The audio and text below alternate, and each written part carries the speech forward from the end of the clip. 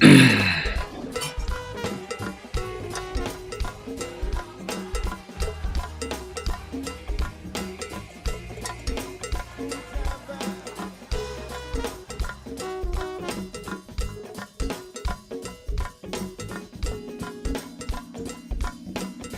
me right there, everybody. Wait a minute.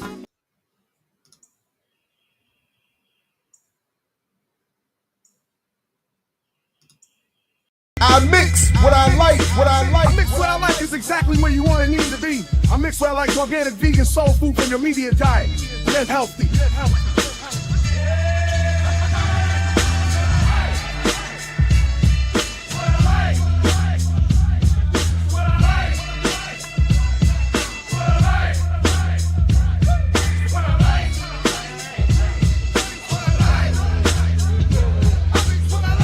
I mix what I like, what I like. We're here on I Mix What I Like. You may check us out on imixwhatilike.org, where you can see all these other shows and what my daddy likes. Hey, what's up, world? Welcome to I Mix What I Like live right here at I Mix What I Like. Again, I'm Jared Ball, happy to be your host. Do all of the things you should do on your way in, like, share, subscribe, put this in your socials, invite others to join you. And welcome. Good to see everybody on this dusk. Oh, what up, Renee? Definitely check out Saturdays with Renee from earlier today. Another great show over there on Black Liberation Media. And make sure you're supporting and signed up over there as well. Peace, peace, peace. Greetings, everybody. Got a couple things to get to on have a little bit of fun. Definitely not going to be very well organized. Don't have a cold open tonight. Yeah, wardrobe. 2 steps right there and change my shirt.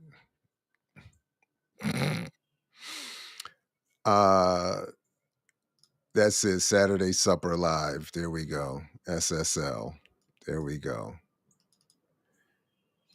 Poncho in the building. Peace, peace, peace. Chitty Matcha. Good to see you all. Hope all are doing at least relatively well.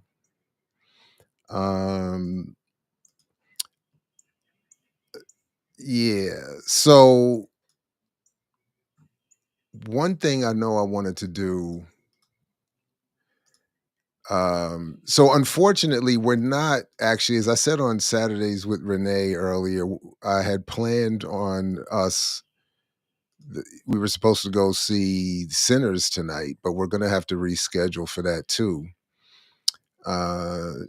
Just really didn't really have the right timing and don't want to rush. And, want to, turn it into a little evening when we finally get to leave the house. You know what I'm saying? So instead of just rushing just to see a show so I can respond to people or a movie just to respond to people, I'm good. We'll catch up to it. And then the review crew has to get caught up to it and for us to really, really lock it down, because obviously my first thoughts, now I don't know. Now I gotta question myself after messing with the review crew, and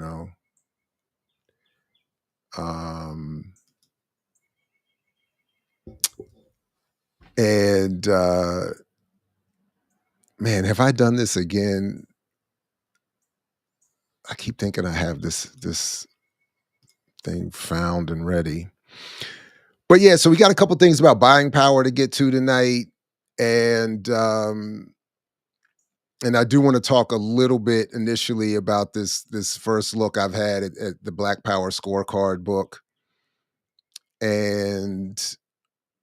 But then the centerpiece is going to be what happened this weekend, and it will just be a part 1 because there's a lot to it. And I'm still catching up to some of it, and I'm just admittedly not, I'm even less well organized than I am normally. Yeah, no No bed sheets this week, unfortunately.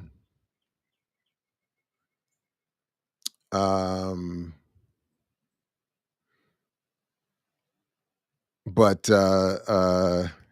Dre. But wow, post antebellum.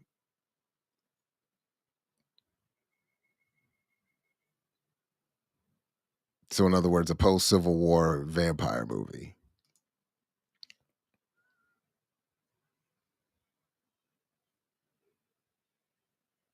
Okay. All right. I see a couple of you. All right, a couple of your comments here. So yeah, so even more to my point, I'll get to it. But oh man, I was sure that I saved this. I don't know why it doesn't show up when I look for it either. But I had gotten a question about the Boondocks, and I keep saving it to answer here. And then when I get here, I cannot find it, even though I've keep putting it in flags and folders, and then when I search it, I can't find it anywhere. So it's really weird. I don't know what I'm going to have to do come up with another way of getting to this question, because it just never. And then I even made a note. I've said I found it and made a note, but I cannot find it. Again, that is really weird. And then it doesn't show up at all when I search for it. How is that possible? So apologies on that again. And then I found it, like the last time this happened, I found it after the show and put it in a folder, and now why is it even, that doesn't make any sense. So I think there's something actually not working right on this. But okay, all right, it just opens music. That doesn't even make any sense. One more time on that. I gotta do that one more time.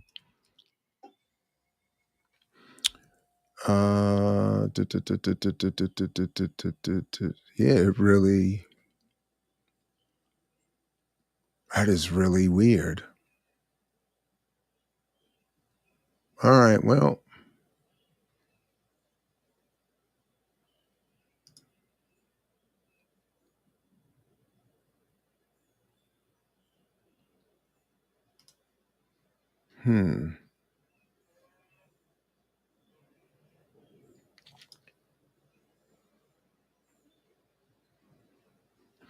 Okay, well, all right. I keep saying let's move on, and then I keep going back to try to find it, and it just doesn't show up, and that's weird because that's really weird.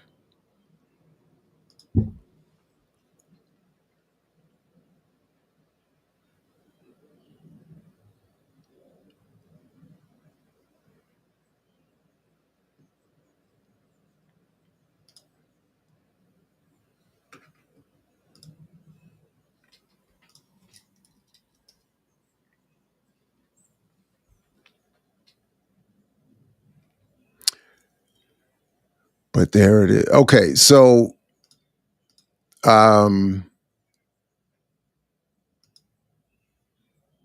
there, I found it. I was about to say that is driving me nuts. All right, so as I said, I had gotten a very interesting email asking me about my thoughts on the Boondocks, and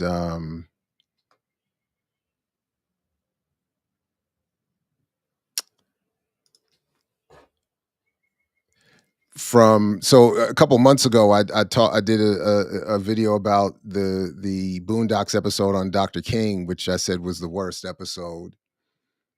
And this person sent me a couple of questions about Uncle Ruckus. Well, Boondocks as it pertains to Uncle Ruckus, I understand you to be saying it's a caricature and needs to be prominent so that the program is palatable to white audiences and therefore able to be commercially successful. So yes, I am. I'm not. Well, I wasn't saying. I wasn't saying specifically that. Uh, that. Let me see if I can do this here. Now that I fixed this other thing, there was so many little things. So when it's not just about Uncle Ruckus. It's about everything in general. I'm saying this about everything, that to be commercially viable, and it's not, I mean, of course it's not that deep. I mean, you want to target your, just business wise, the initial goal is to target the people with the most money. So you want to target white affluent audiences. I do argue that there's a colonial function to this, so that there's something immaterial that goes on here that gives benefit and value to, or that's meant to give justification and a kind of even solace of sorts to white folks, the ruling settlers in particular. So let's see. So I can at least pull it up here a little bit. It's not really going to show up too well, but I think you can see it now, actually, as I'm adjusting it on the screen. You can see the email. I forgot you can see that. I'm not in studio mode, so you can see it as I'm doing it.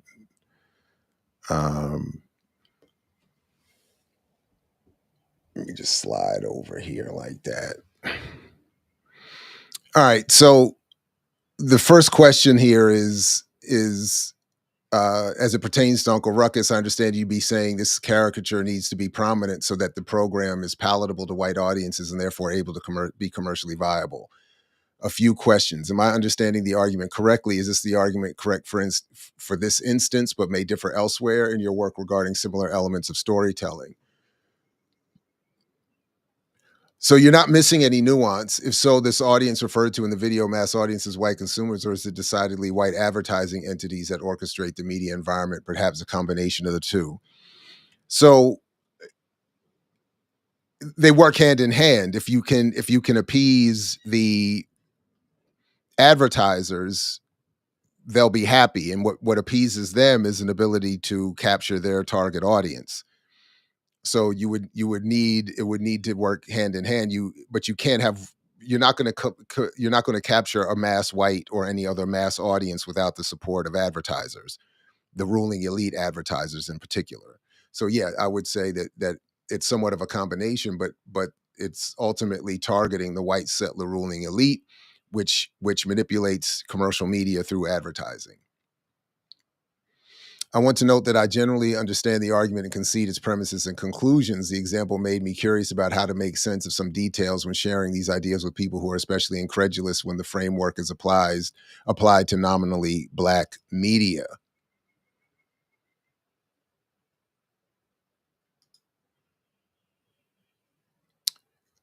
Lastly, again, thinking about interacting with those ignorant of these arguments, a common response I have reviewed when highlighting how Black people are not how any nationally recognizable media or act or product sustains itself is a violent disbelief that Black consumers mean nothing to these successes. I mean, after all, white people don't know. When I go to insert movie here concert, there's only Black insert identities there. So I get that. But again, if you have a commercially viable, so for instance, I'm thinking of, well, I mean, really, it doesn't matter, but any commercial setting where even Black audiences are the target or the primary target, it's still white advertisers that are largely responsible for that event taking place. So even if it's Black musicians, it's a music label and the music industry, which is itself an advertising community. If it's the venues themselves are white owned, the dominant media that would be advertising in those venues would be white owned as well. So, but this is my point about the colonial function of all of this. The colonial function is largely immaterial. So Black audiences nominally told, who are said to be free, will be invited to, of course, will be, first of all, targeted with a form of art that is still corporate owned and manipulated and targeted, in this case, towards Black audiences.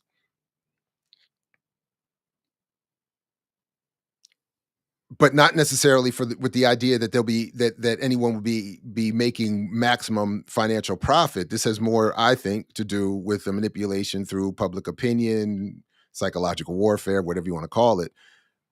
This is the colonial function of media, to make sure that the targeted population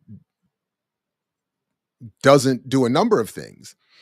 So, like, one of the things that I like most about I Mix What I Like in my mixtape radio project was that, with all of its flaws, both in terms of practical function and theorizing and writing, part of the point was to demonstrate the value of unsanctioned communication and media. So the simple fact that I was handing out mixtapes and trying to create an alternative radio was in some ways just to demonstrate the idea that we have to find ways of communicating that don't rely on advertising, sanctioned media that can be turned on and off at will.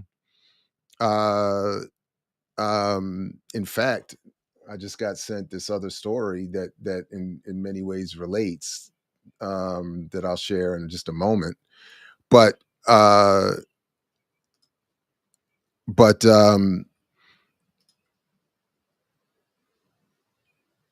so,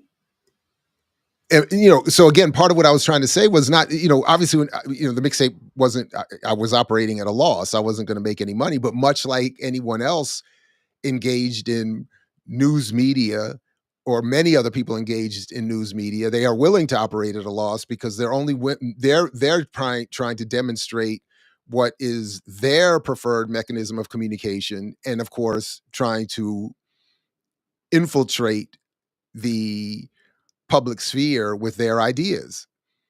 I was trying to suggest something similar had to happen, just like the pirate radio movement was doing in those spaces. I was trying to say, we shouldn't rely. We have to develop other ways of communicating. We don't want to end up beholden to YouTube. That was the point. So when you have a venue that has a popular Black artist and a mostly Black or brown audience, the point is still for those in power to demonstrate that we don't want you communicating and gathering in ways that we don't sanction. So we know Black and brown people are going to gather. We know they're going to sing and dance. So we want to manipulate it. We want to make sure they're doing it at our venues. They're doing it to artists that we've sanctioned, that they're doing it in every step of the way. And of course, most white people don't want to be around these Black people and brown people anyway. So they're happy to say, you all go over there. We're going to continue to make the money and control the art and actually have more to say about the popularity of the art than the people gathered. And I understand what the person asking me this question is struggling with, because this happens in for me all the time. This is a major point of contention and something I think is very difficult to understand if certain premises aren't established, like settler colonialism, like the function of media within a colony. What are media? How do media work? How are they popularized? Who owns them? All of this has to be well engaged before my argument makes a lot of sense. Am I correct in understanding that regardless of a white consumer audience, the white advertising bodies are in fact the sole audience that matters? So I get the point. I don't know if I would word it exactly that way. They're not the sole audience that matters. They are because ultimately for the media to function properly within the colony, it has to have a certain effectiveness in terms of manipulating the target. So ultimately, the manipulated targeted population, I still think is as, if not the most important part of all of this that we should focus on, that we are the targets. But in terms of getting the media product to be so-called successful and redistributed, the white advertising base has to sign off on it. Absolutely. Through the music industry and payola, through Spotify and YouTube and Google ads, through all of that.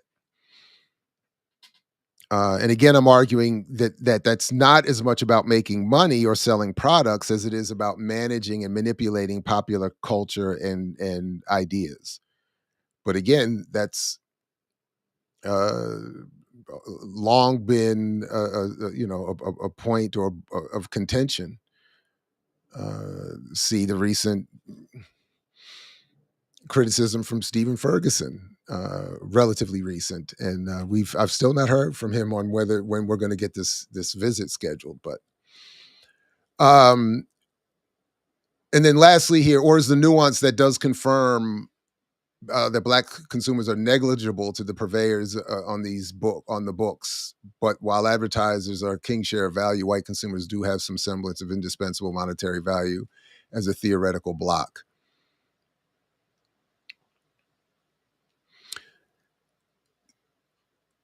So I'm not, if I understand what you mean by indispensable monetary value, what makes them indispensable is largely as consumers able to purchase the high-priced products that are owned by the ruling elite. Mostly what I'm just trying to convey is that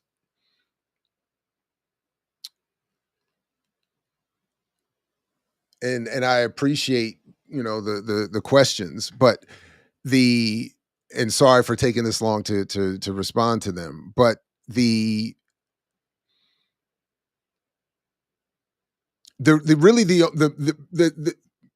fundamentally the only point I'm trying to make here with that part of the argument is that, as I said a moment ago, the mechanism by which those in power manage much of the popular content that we find in our commercial media spaces, dominant media spaces, is through advertising.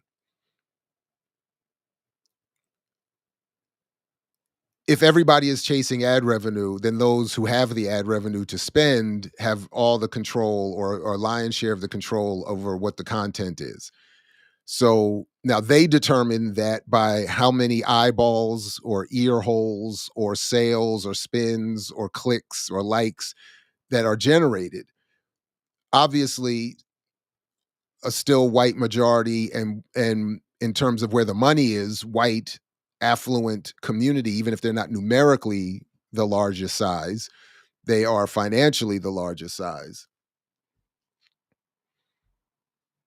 And as such,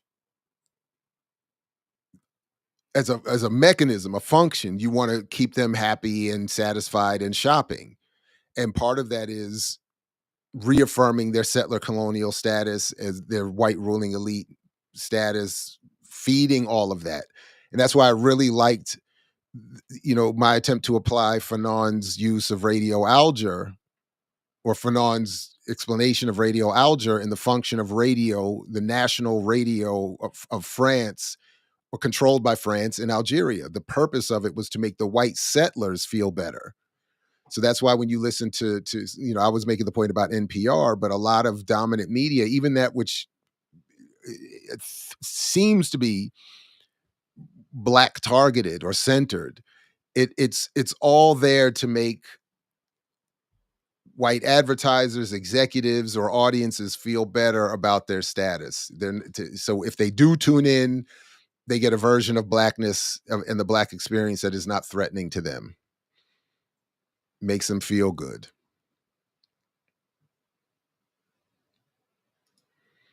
And no, I have navy blue, sky blue, army green, and white so far for the shirts.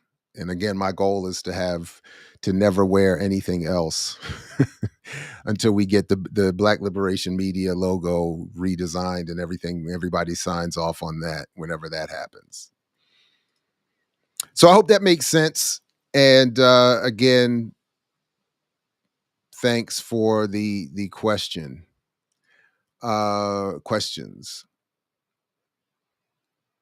So speaking of how all of this, there was a new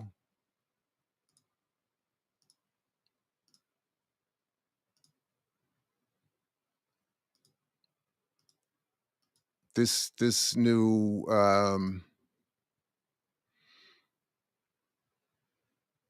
BuyingPower study has come out.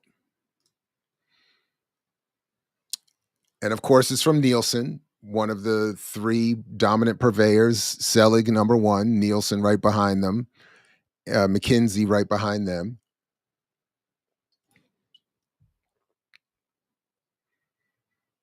A new study from Nielsen, which arrives just in time for Black History Month. So I'm assuming this is a little bit older, even though it's reported to have come out in April.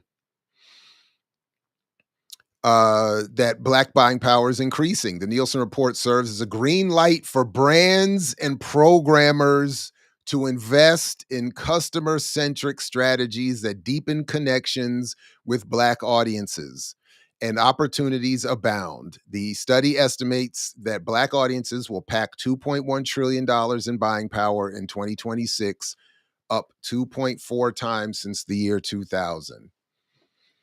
So again, every time they do this, they do reveal themselves. It's just not often properly reported. The Nielsen report serves as a green light for advertisers. Again, this is not, hey, Black people, let's help you understand your relationship to the economy. This is not targeting them. This is why I've been saying from the beginning that even well-meaning Black scholars and activists have misread this concept. They're not talking about what Black people actually have and can do whatever they want with.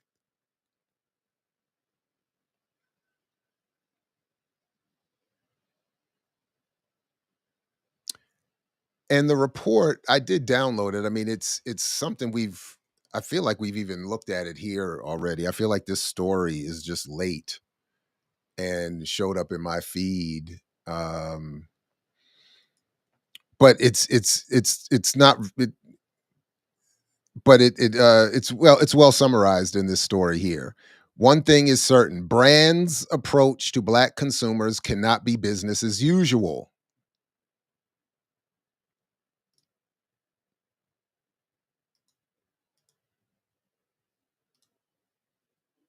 I'm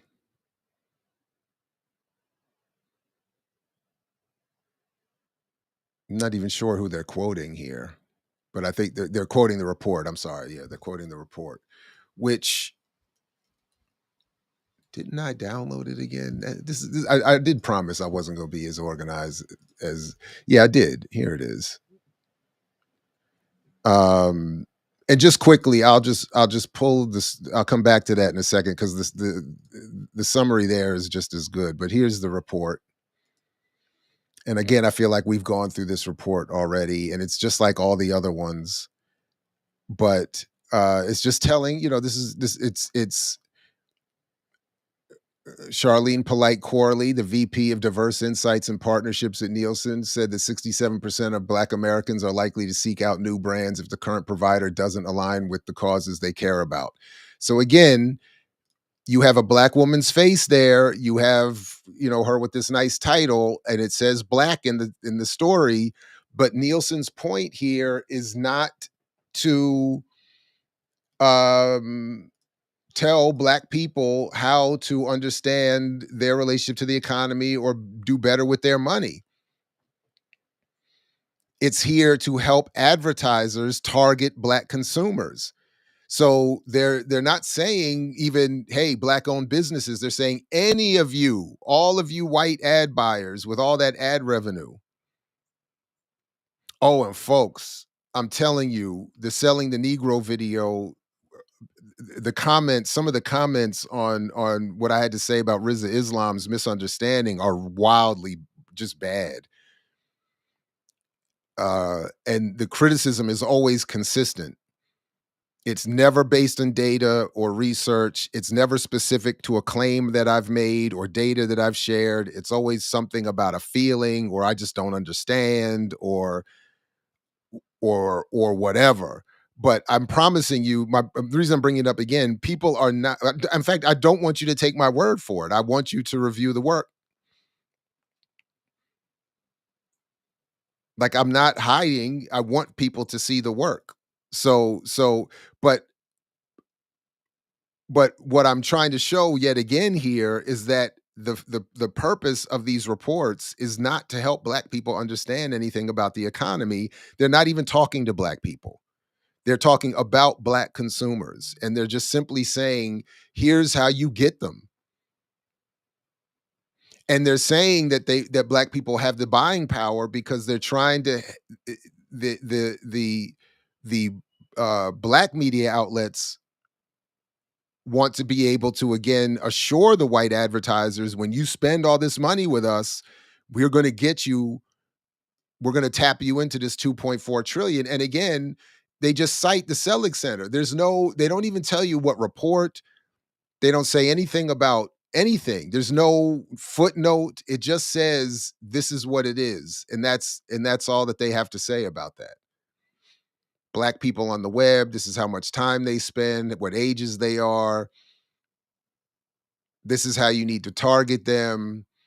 And use influencers, because Black people are 3 times more likely to be impacted by influencers. That's why you're more likely, maybe, or just as likely to see, whoever telling you about investment or crypto or business ownership.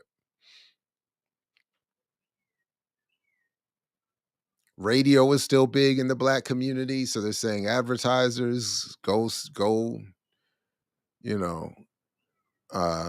but nothing in here about what Black people would need to understand to better themselves in the economy. None of that is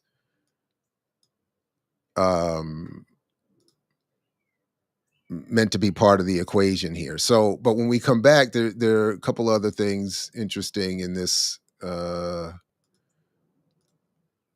story. To help make sense of the latest installment, Spotlight spoke with Charlene Polite Corley, who I just showed you from the report. Really, this is a call to action and a reminder for advertisers that just trying to reach Black consumers is more than just a business, more than just business as usual at this moment. It's about connecting.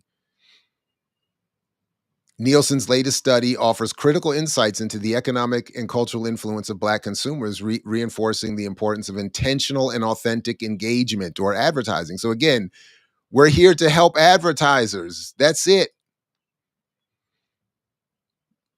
The study focuses on consumer behavior and purchasing power. This is to be understood as the power to buy what you advertise, not some actual economic strength. That's why, finding highlights the need for storytelling, advertising, and content strategies that resonate with Black audiences in meaningful ways.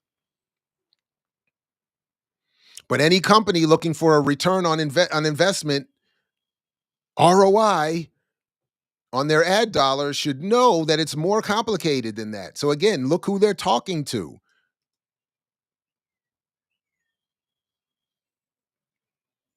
How do you get them to say, hey, they got me, they get me, they understand me, as opposed to they got me?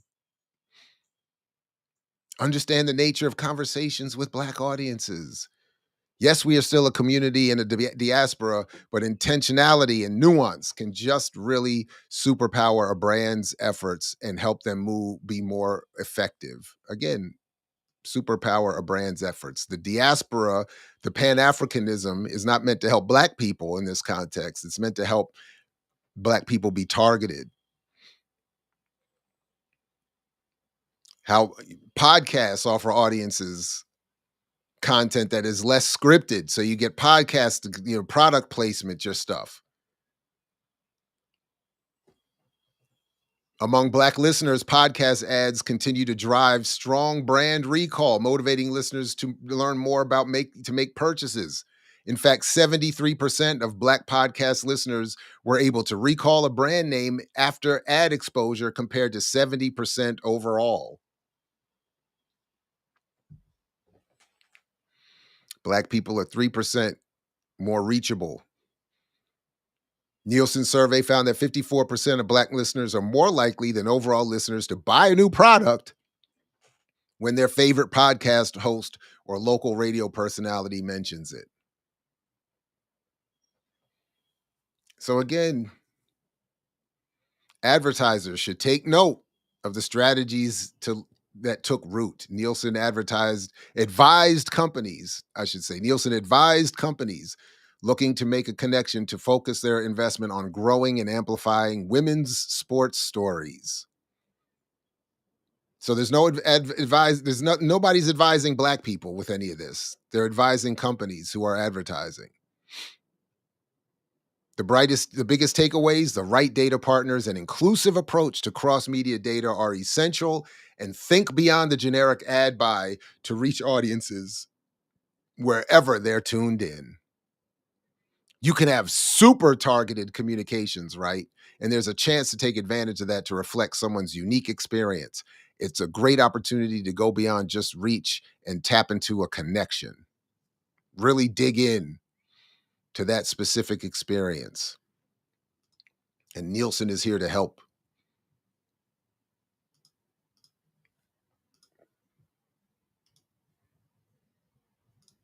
Nielsen is here to help.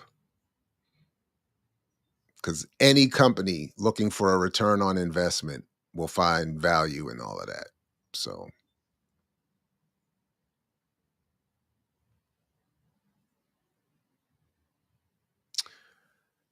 all right. So please, everybody, like, share, subscribe, support the platform however you can. Put this in your socials. Links to everything are in the show description or will be shortly. But let me do one more before we get to this Morehouse event. Oh, wait, let me show you. So somebody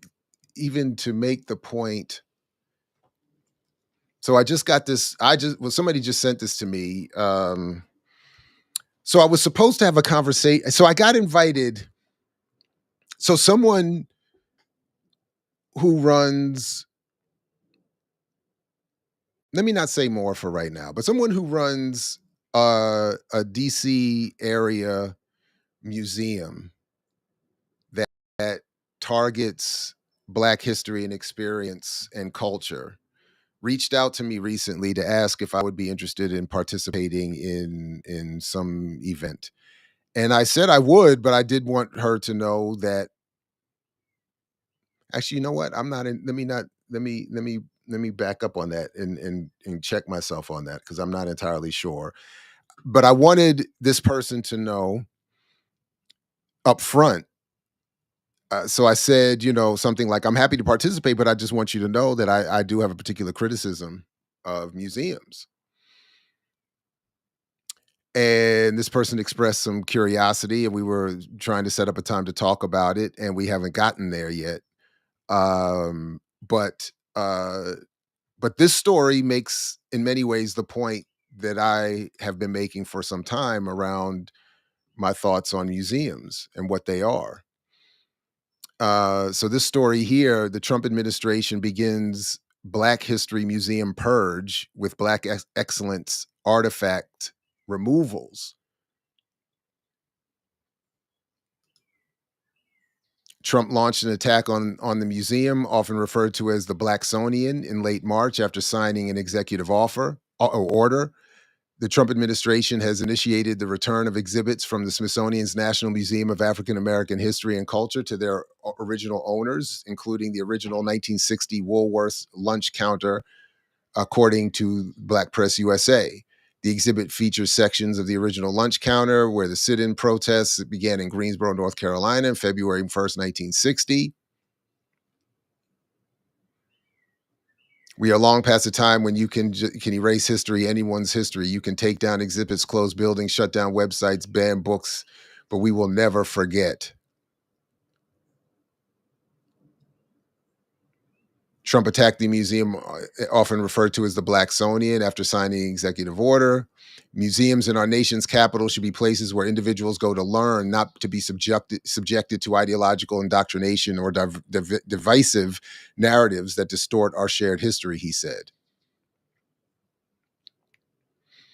His viewpoints were supported by attorney Lindsay Halligan, who allegedly consulting with Vice President J.D. Vance to remove improper ideology from Smithsonian properties and said the museum needs changing. Now,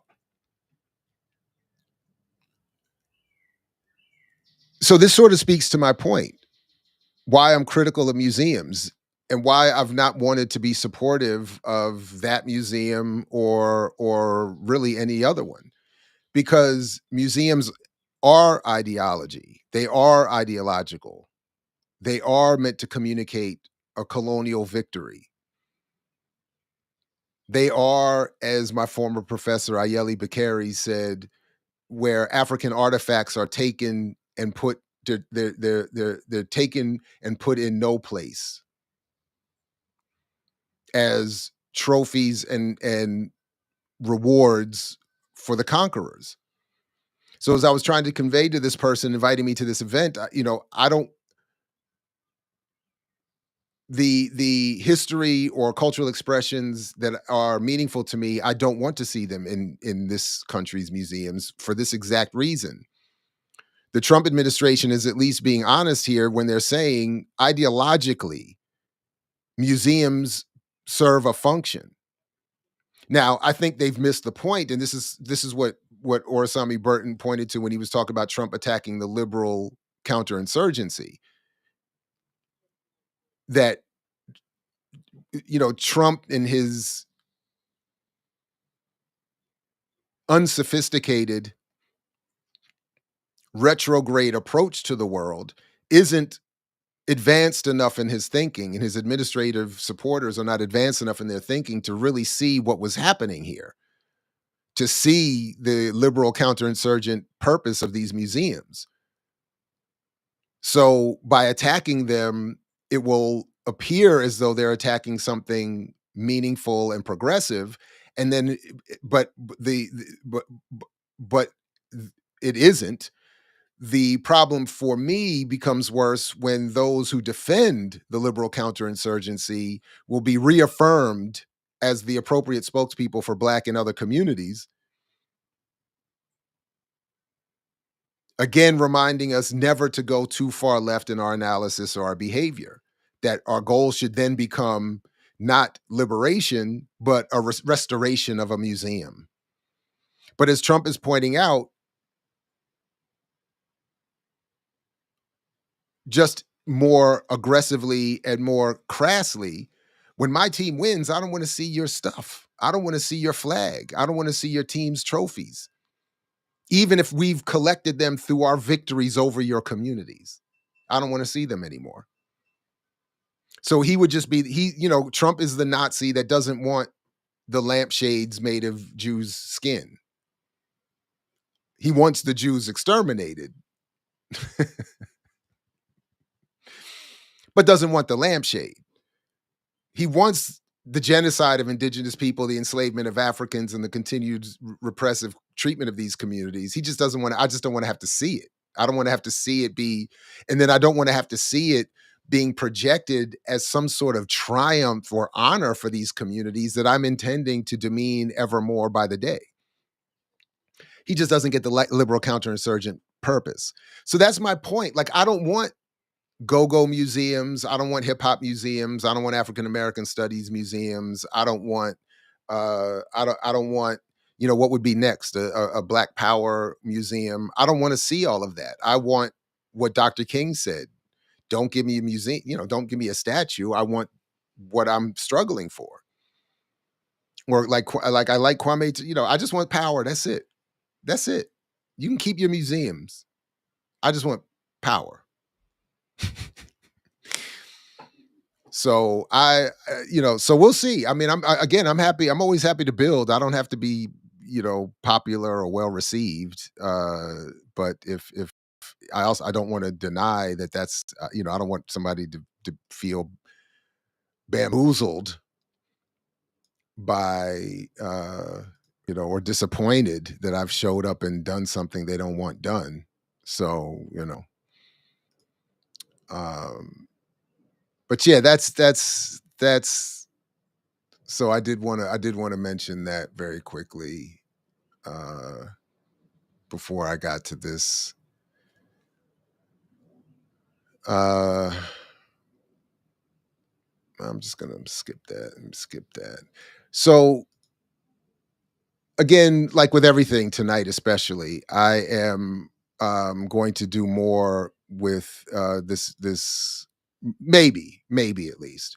But let me at least say I haven't read the book thoroughly or every page, only read a few sections. Again, the beginning, the end, got get a little bit of an idea of where they're going with it. And but this book, the Black Power Scorecard, that just came out a couple weeks ago by Andre Perry, and it's a bit more of a sophisticated approach to what I still ultimately have some sort of a problem with. Uh, I'll skip to I won't bury the lead as it was buried in the delivery to me, but Perry comes out of the Brookings Institute. So he comes out of the black wing of the Brookings Institute. So that should say a lot about what is being done here, by a reference A to Black Power, which again is very slickly done in a more modern form of the Nixonian approach. Because again, in Black Power Scorecard, Black Power is not defined as anything along the lines of the militancy of the Ture popularizing of the phrase. So it's not about nationalist control of communities. It's not about socialism. It's not about Pan-Africanism or internationalism. It's not about even radical African centeredness. It's well, as we'll see, it's Black Power rooted in some of the standard economic mechanistic approaches in this country's economy. So what I thought I would do is, rather than go through some of the book, is go through some of this discussion that Perry had with recently with that was posted online just 9 days ago at the Enoch Pratt Library with WEAA's own Carsana Wise Whitehead, K, or Dr. K as she is affectionately known, on WEAA in Baltimore there at Morgan State University. And I must say it's unfortunate, and I feel like I don't mind saying here that I feel like the well was poisoned between us when she arrived at Morgan, because the person that brought her in was decidedly bringing her in to keep people like me off the air. And since she's been at Morgan State, I think one time, I think twice. I'm sorry, twice, because I was on the Hip Hop Chronicles once. So twice in almost 10 years now, maybe 8 years since I've been on WEAA, which is really unfortunate, given the time and work and but it's also unfortunate, more importantly than my presence, is that it's also unfortunate because it's not just me. It's the wing of thought, the broad left wing of thought that I and others represent, that was targeted for removal from the airwaves. And I think when it comes to these discussions, it is, I admit it's frustrating, even if I understand why it's happening, that right here at my own university, right down the street, right on the other side of campus, right here they're having these conversations that I can't be part of, especially when my and others' contributions would be really important, I think, and helpful. But anyway, but let's have a little bit of a look at um, this discussion. And so we're going to pick it up here where something is actually, this is what I'm saying, like this is where you get to see a little bit of what I'm talking about in terms of the relative sophistication of the approach here. So let's just check out this segment. Everything from air quality, but were some surprising things. And that's what I wanted to get to. Yeah. So we can talk, but I'll. So sorry, he's talking about initially how does he do the scorecard? First of all, when you Black Power scorecard as a phrase is the title of the book, and then I think it's mentioned maybe one other time in the book. So if you think that when you get the thing you're going to see like some sort of scorecard, that's not what you're going to get. And his assessment, the way he develops his score, which you don't actually see, is because the way the book is promoted, you think maybe you're going to see like, oh, black people have a Black Power rating of 72. But he doesn't do anything like that. But he uses these basic, black home ownership, which he, as I think we'll see in one of the clips, equates to black people living longer. And I don't know if enough evidence is there to show the correlation or the causation as opposed to the correlation. I don't know. But that's what he's doing. So it's not Black Power based on nationalistic control or electoral political power or impact on policy or redistribution of wealth or wealth itself. It's home ownership. Now I can't even remember, but stuff like that. And then I think we'll see some of it being discussed here. Here we go. I'll say that there are many cities that exceed national averages, that exceed expectations. And that was also my goal, to find what a city is predicted to be, and then look if it exceeds that prediction. It's like saying, if you're predicting the weather's going to be 75 degrees, and it's 80, either something's wrong with the model for measuring, or there's something going on in the environment. While we know that there's nothing ever wrong with my models, but something's probably going on in the environment. So I also just look for places that are exceeding expectations when it comes to well-being. I'm so glad you kind of laid it out that way, because we have this conversation a lot in Baltimore. You're familiar with Baltimore. Oh, yeah. In terms of being ground zero for redlining, in terms of the impact of the environment, in terms of thinking about police brutality, all the factors that you talk about in your book, which lowers life expectancy. That's right. So I want to start narrow, just where you started, and then kind of make it broad, because I know many people are from Baltimore here. We know that in certain communities in Baltimore City, if you use Freddie Gray's community, that if you just go 5 miles away to where, say, Loyola University or what they call the White L is, there's a 20-year life expectancy in a 5-mile radius. Right. Just being born 5 miles away, you're adding 20 years, all things staying the same, right, to your life. Can you kind of drill down a little bit to help us really understand why all the factors we talked about at the top, from redlining to poverty to police brutality to the collapse of the schools, all of that, along with what you talk about in your book, the lack of home ownership, takes away years from your life? Yeah, it's not about geography as much as, while we can certainly identify life expectancy, what it means is the neighborhood conditions in those places are not conducive for flourishing.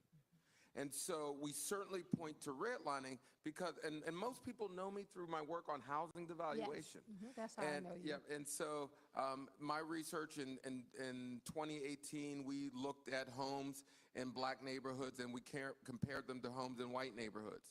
And we attended to everything from education, crime, walkability, all those fancy Zillow metrics. And what we found is that homes in black communities, after controlling for those factors to get an apples-to-apples comparison, Homes in black communities are still underpriced by 23%, about $48,000 per home. Cumulatively, it's about $156 billion in lost equity. And just to put this in perspective so that people can understand, $156 billion would have financed more than 4 million black-owned businesses based upon the average amount black people use to start their firms.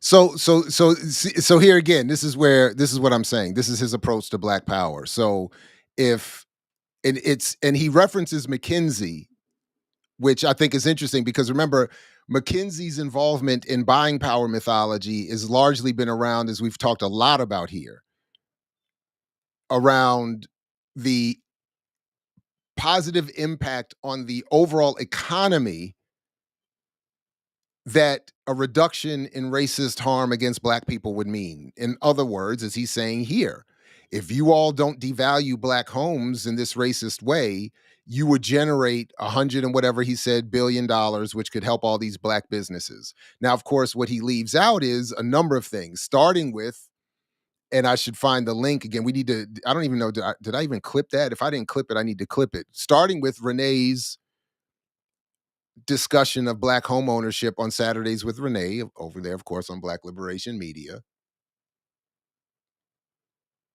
Oh, I had the CC on, my bad. I'll turn the CC off. Sorry about that.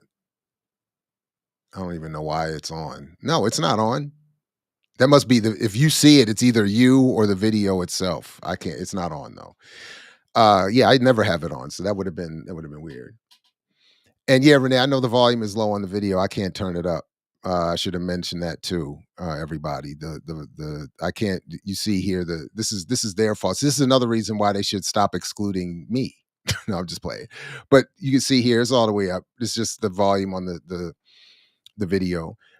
But the point though is that never mind Renee's breakdown of what black homeownership numbers really mean and don't mean. And it's misrepresentative. It's already overblown and misrepresentative based on, as I think she was making the point, black people. It's based on black people who live in homes that they own, and that they don't rent out to someone else. But the something like that. But so never mind. But aside from all of that, what is also missing here is this idea that somehow the value of a home automatically means money that can be used, in this case, just by black people for the black community. So as if we're not dealing with people overwhelmingly who are going to be homeowners, yes, but with a mortgage that is owned by a bank, who is going to make most of the money from, well, depending on when you sell and who you sell and how you, but they're going to make their cut. They're going to have to be paid back. So the value, this homeowner value that he's pointing to is not going to be a measurement of what black families have and can use any way they want. It's going to be a measurement of what wealth is generated by the sales of these homes that is to some significant amount going to banks. And to the extent it goes to anybody in the black community, it's not organized in some collective way that can be used for the community. So throwing these numbers around, and then by the way, it requires this enormous if that white supremacy will dissipate to the point where white people will value, white lenders really will value the homes equitably without a desire to have white people not have to live with black people. That is a huge if. All right. It would have paid for more than 8 million four-year degrees based upon the average amount black people use pay for public school tuition. Again, where is this tuition going to, wait a minute. How is the value of your home and the money in your account going to help get my child to college for free. This is what I'm saying. It doesn't, in other words, who's sitting there over this 150 billion saying these XYZ black kids get their school paid, XYZ black businesses get funded? Who's doing that? Replace the pipes in Flint, Michigan 3,000 times over, would have covered nearly all of Hurricane Katrina damage, is double. But again, the Katrina damage and the Flint, Michigan damage have nothing to do with a lack of revenue, have nothing to do with black people and others being poor.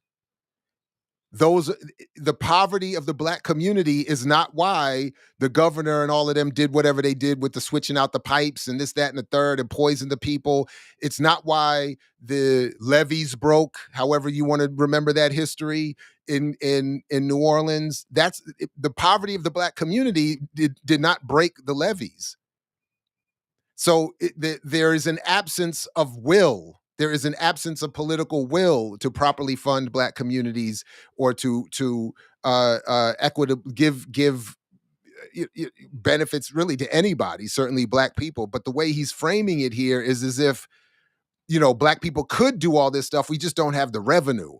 And if we had our homes valued properly, we could. And first of all, why would black people why would you even want to put out there that it's up to black people to fund schools and fix levees? This is a governmental issue. That's a state issue. I don't want to, again, we've already funded the levees in the schools through the 20-some trillion dollar GDP in this country. Why are we now saying we got to get our homes valued properly? Double the annual burden of the opioid crisis. It's a big number. And it's one of the reasons why I say, like it keeps my teeth white, that there's nothing wrong with black people that ending racism can't solve. Right? That when things go wrong in black communities, what do? We blame black people. Yep. We don't look at the underlying conditions and policies that impact those numbers. So for me, when you're talking about Baltimore, you have to talk about redlining, but not as something that has happened in the past. Right. Something that's happening now. Those things certainly had some, antecedents in the past, but it tells you that something's going on now in these places. And it is absolutely clear. Revenue and resources predict for outcome. So I typically put it. I do want to say, I want to repeat that. Antecedents in the past, but it tells you that something's going on now in these places. And it is absolutely clear. Revenue and resources predict for outcome. So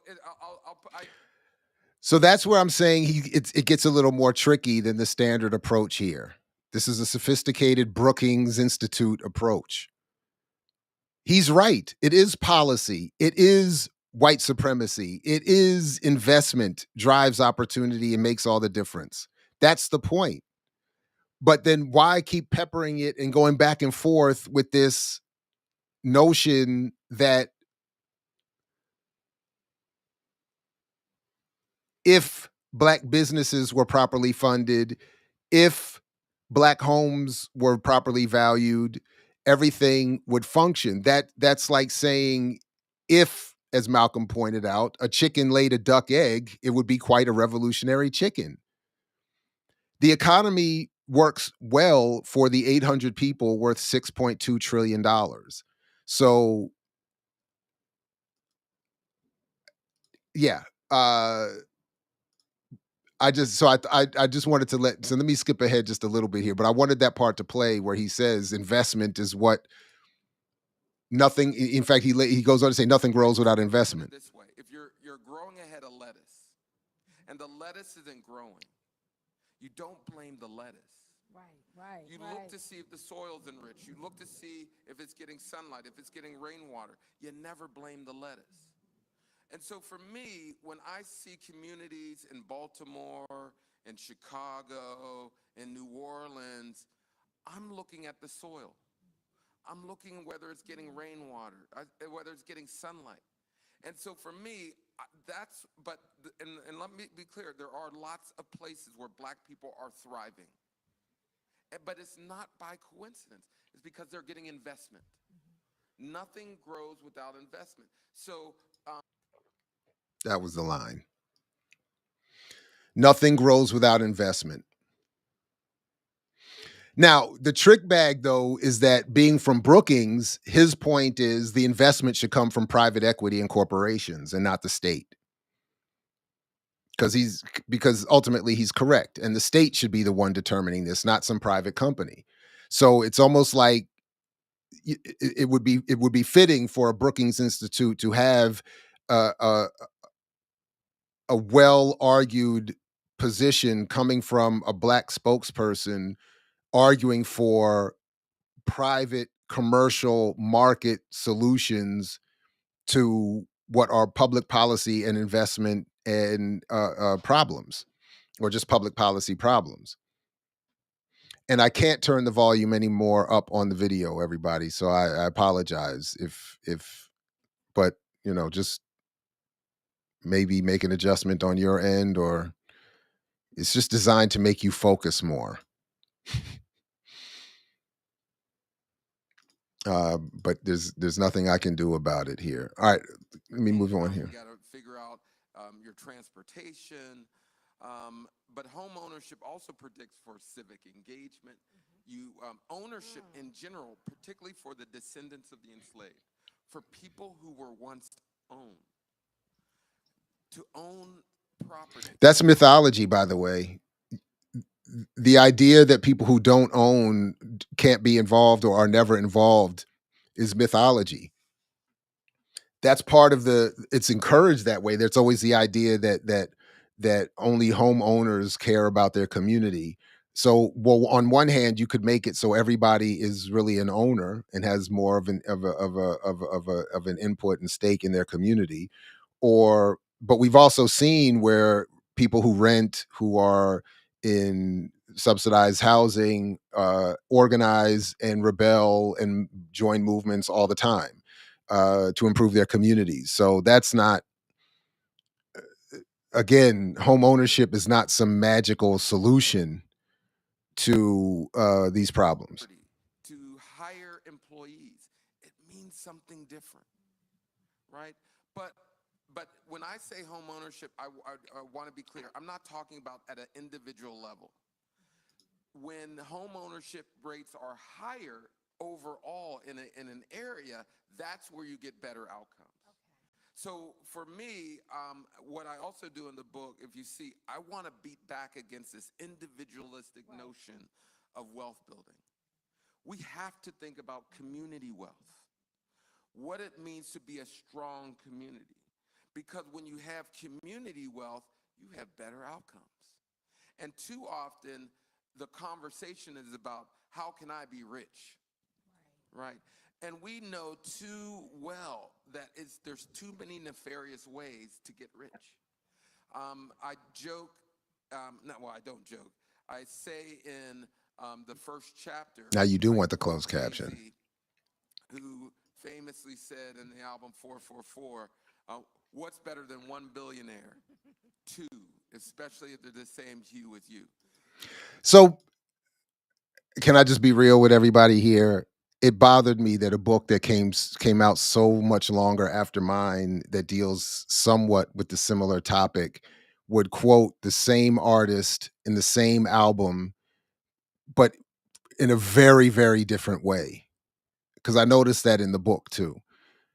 But look at what he's doing here. This is very slick. This is the Black capitalist redefinition of Black power. This is a Brookings redefinition. So community wealth now is more than one Black billionaire.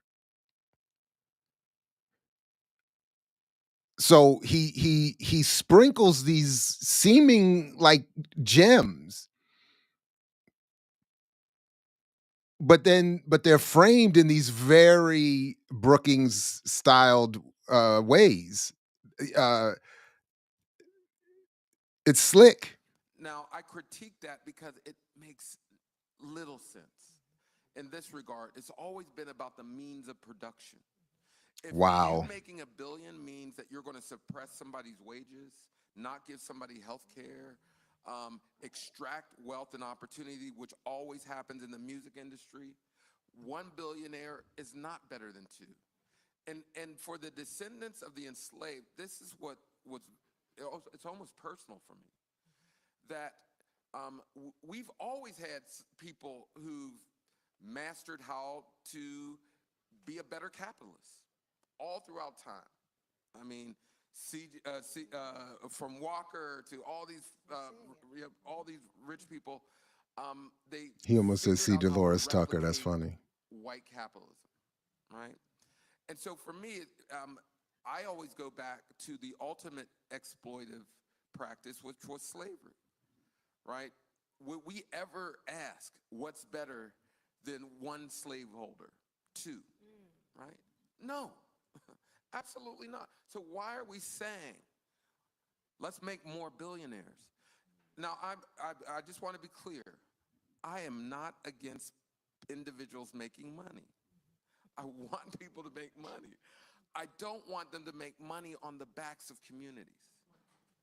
And we need to be very disciplined about our businesses, who we're selling to, what we're selling. These are the practices that we need to hold each other accountable to. The whole title of BlackPowerScorecard, in essence, is an ask for us to hold ourselves accountable to outcomes. Every election cycle, black issues are shoehorned in at the last minute, you know, and when in fact we need a set of criteria and metrics that we're always examining. How is home ownership? How is business ownership? How is the environment? How is safety, crime, strong families? I talk about families in this. I talk about these things. But for me, we should not have to wait the last minute for a candidate to say, well, here's what I'm doing for black communities. We already should be able to see what you're doing for black communities, right? So for me, I am very disciplined about saying, here are the most significant factors that literally adds years to your life or takes them away. And what we won't find in the book, you won't find conversations about how many comedians are going to the White House. No. You won't hear about how many Grammys Beyonce won. You won't hear about changing the Little Mermaid black. Like, these things are immaterial. You don't talk about the performative thing. No. It's about no. that wealth. Swag surfing on the White House lawn, that is not it. See, this is... No. And so we just have to be very disciplined about the things that matter most. And I'm not trying to throw shade, but oftentimes we've accepted consolation prizes in exchange for, instead of real policy. Right. And so for me, it's like, let's work on policy. And let me say one more thing real quick about this. So much talk about executive order. Right? The DEI. About DEI and affirmative action. I want to make things clear and follow me through. DEI and affirmative action have never been the goals of Black Power. No. We've always sought to get mainstream access to capital markets, to get home ownership the way everyone else gets home ownership, to have the ability to have clean environments. What many DEI programs have been is sort of a recognition that companies, governments discriminate. And so we need ways to remedy and work towards access, right? But they were never the goals. Now, let's be clear, the current administration and members of it use DEI as a slur to undercut So that's what. So I think I had it a little bit off, and I'm even looking back in my notes as he's talking there. So it wasn't. He wasn't saying, as I suggested a moment ago, that he's quoting Jay-Z and saying that having more black billionaires is good. But what he does is he puts all of the solutions back on the same market fundamentalism that would produce that exploitative relationship and then create billionaires. So he's saying on the one hand, and this is why I'm saying it's very sophisticated. It's definitely much more sophisticated than most of the financial literacy guru folks. But ultimately, as you just heard him say there, Black Power was about access to capital markets, he said. I can't imagine more of a more incorrect definition, but I can imagine one that definition being one shaped over the last 60, 70 years by the Nixon types that wanted to redefine Black Power along the lines of Black capitalism. So so on the one hand, he's critical of the celebrity thing, but his criticism isn't to say we need public policy that will redistribute wealth. He's saying we want public policy that will redistribute opportunity. And I think that's part of the trick bag. Black Power was not and should not be about access to capital markets. It should not be access to more or policy that drives more private equity funding into Black businesses. That's where I think the slickness of his argument is more shown.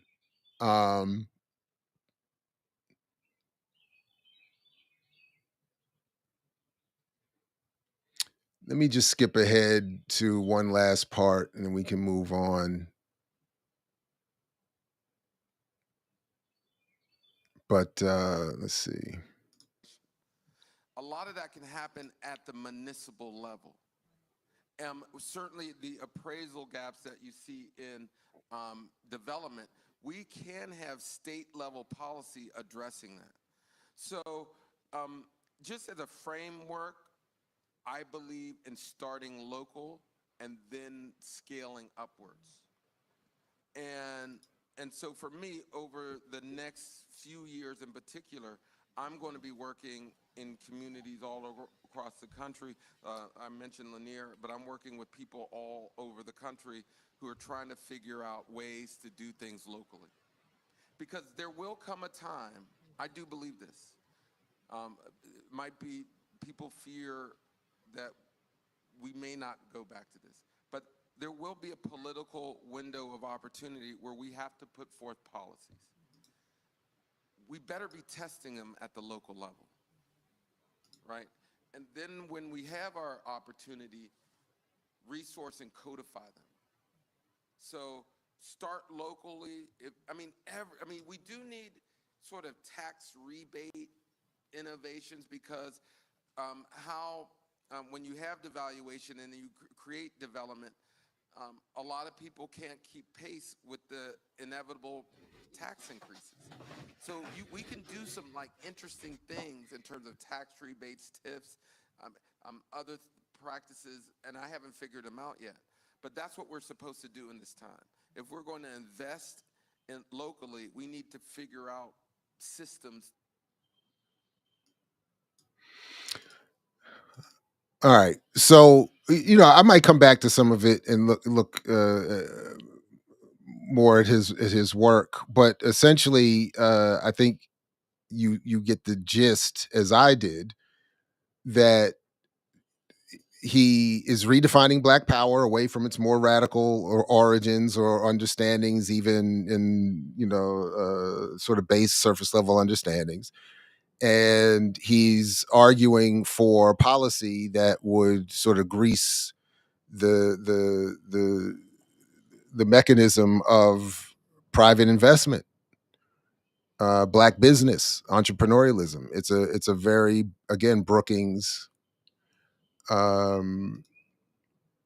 let's see. I looked at.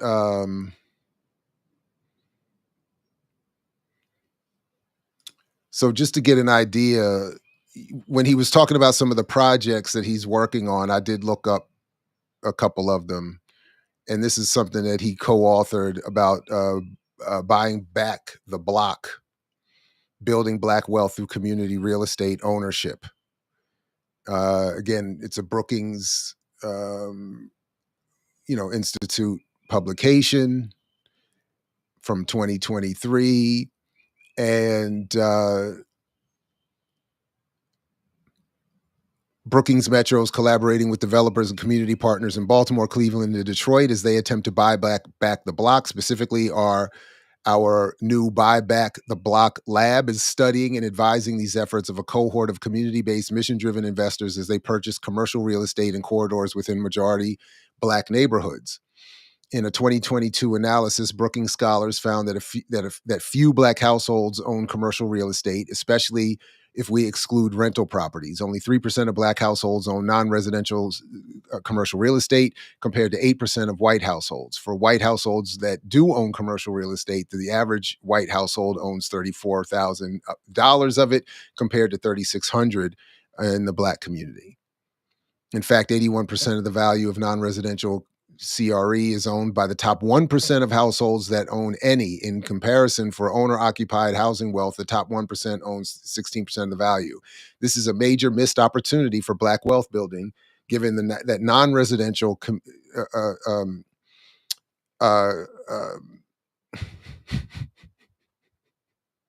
commercial residential enterprise, right? Commercial. Oh my goodness, this is terrible. Terrible. Commercial real estate. Sorry, just commercial real estate. That's what oh my goodness. Where was I?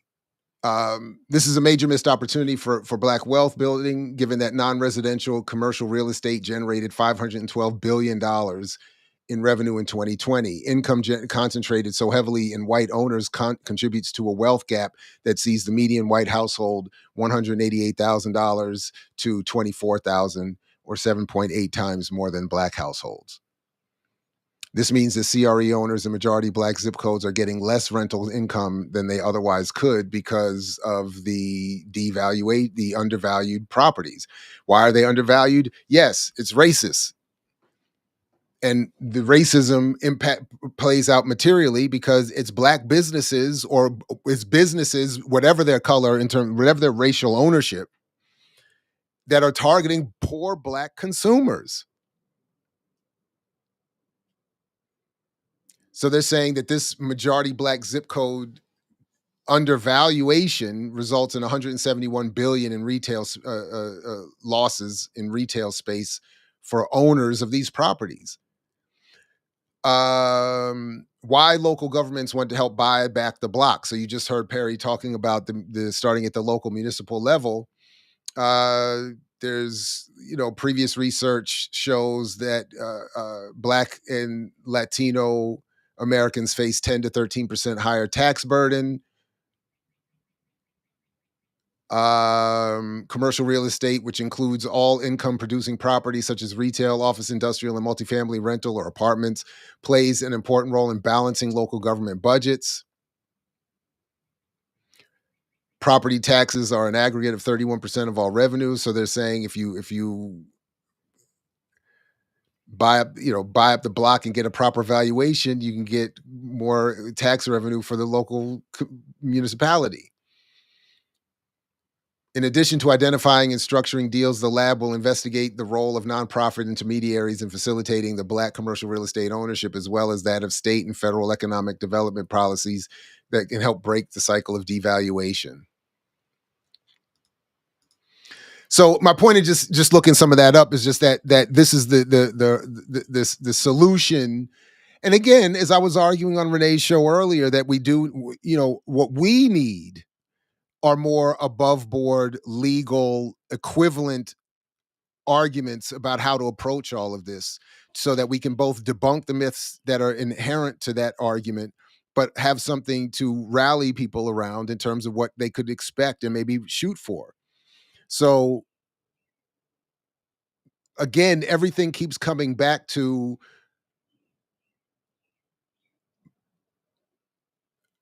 concentrated, monopolized ownership of property, concentrated, accumulated ownership of business. And to the extent that there is a targeting of municipal, state, and federal governments, it is to find ways to benefit nonprofits and corporations in helping improve the valuation of commercial real estate in Black communities, which would benefit the owners of businesses in those communities, most of which are not going to be Black. And even if they are Black, so what? Instead, we should be making calls that say, look, again, policy should be that says if whoever owns these businesses in this land is generating wealth, redistribute the wealth. We got to stop with this. I got to be the perfect business person. I got to be the perfect consumer. I got to figure out the right way to get the property values up in my community so that I can make more money for the owners of businesses. I mean, it's all over the place. All right. Before I get to the chat, let me show you a little bit of what was going on. So, oh, this isn't it. That's it. So this is a picture from the event yesterday at Morehouse College. Me, Kamau, and on the far right there is Dr. Andrew Douglas, who put this together, who you will remember, among other things, is a co-author with Jared Loggins of Prophet of Discontent about Dr. King. And we were there to talk about HBCUs, and I'll say versus the Black university, but also about modern monetary theory. Du Bois and cooperatives came up again. And so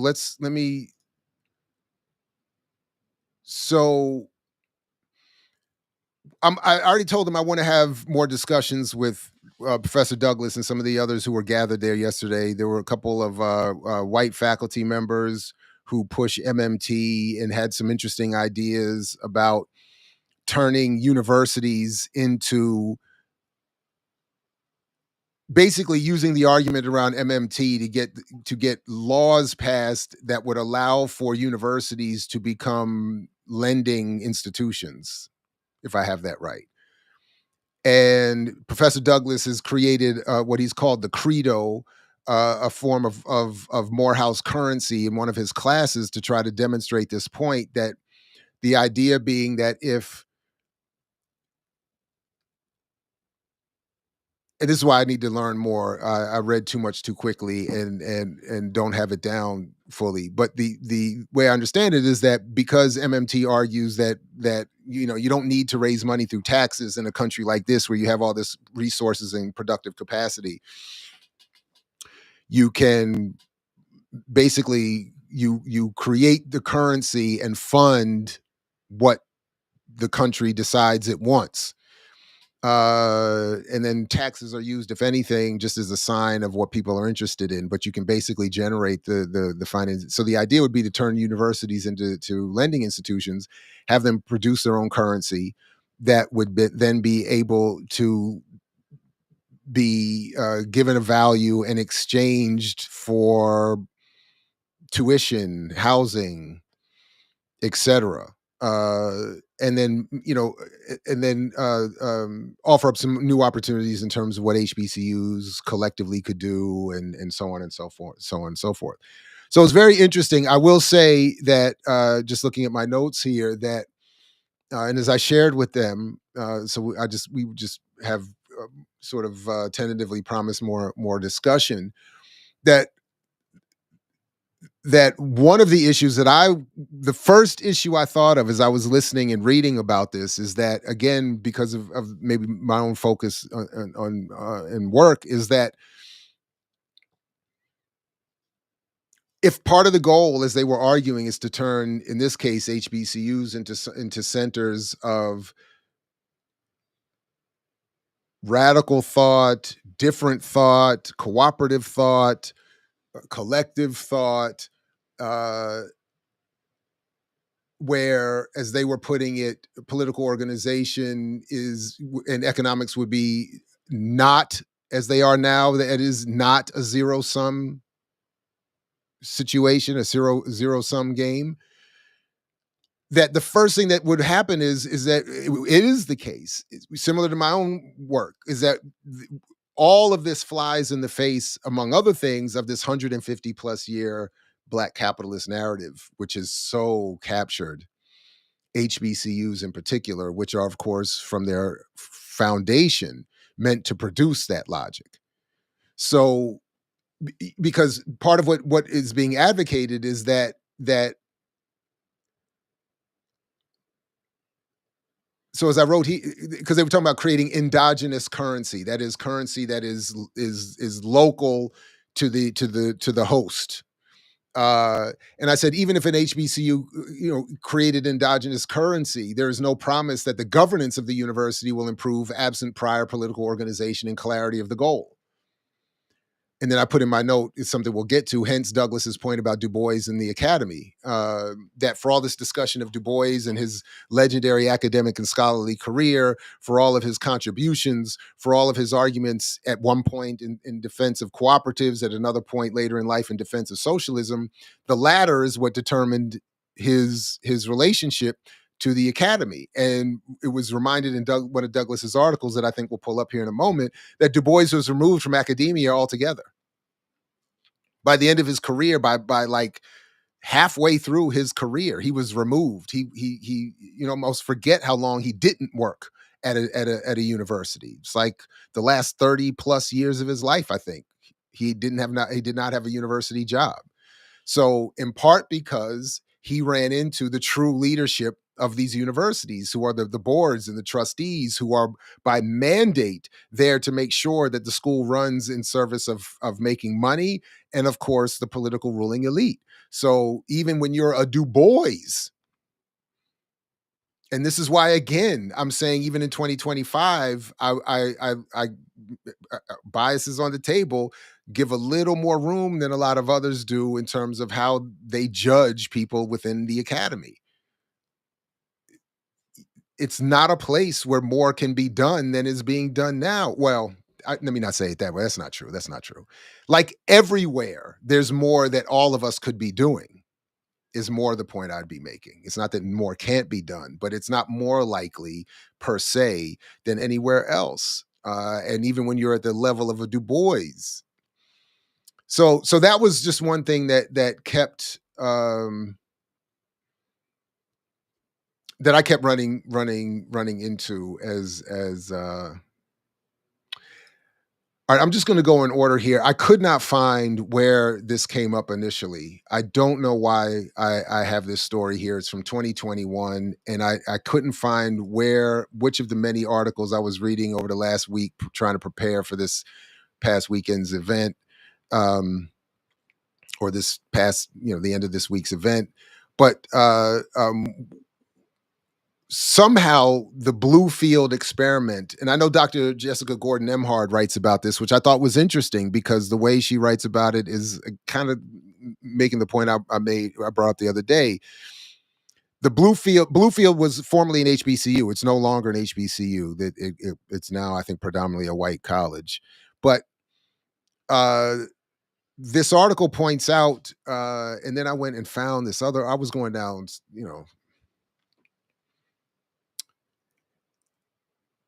the long story short is that this article talks about this HBCU effort at cooperative economics. And one of the arguments that it makes, quoting something that Jessica Gordon Emhard had co-written some years ago, was that HBCUs, and this was actually interesting, the argument here is that once it says HBCUs at one point did offer more critical teaching in critical political economy, but by now this leadership has largely disappeared. And they quote an article co-authored by Dr. Nemhard. And when I went and pulled the article, I did not see where this point was made. So I maybe have to go back. I don't want to. But what I did find in the article was that, and this was something, the framing that people, including Professor Nemhard, want to put on cooperatives about their potential to do good is, I think, lessened when you look at, for instance, Bluefield. So Bluefield doesn't, it goes on for a while. In the 30s and into the 40s, they developed this cooperative. It does some good. And then the West Virginia state decides that having a cooperative business run on a public university, and of course a black one, had a negative impact on the local economy, so they shut it down. Which is, again, sort of one of the points that I was. But in Dr. Nemhard's book about cooperatives, when you read about Bluefield, she doesn't mention the why it gets shut down. She only mentions that the project gets shut down. She says something to the effect West Virginia didn't really appreciate it, so they shut it down. But she doesn't explain what they're arguing. I don't even think she says that much. And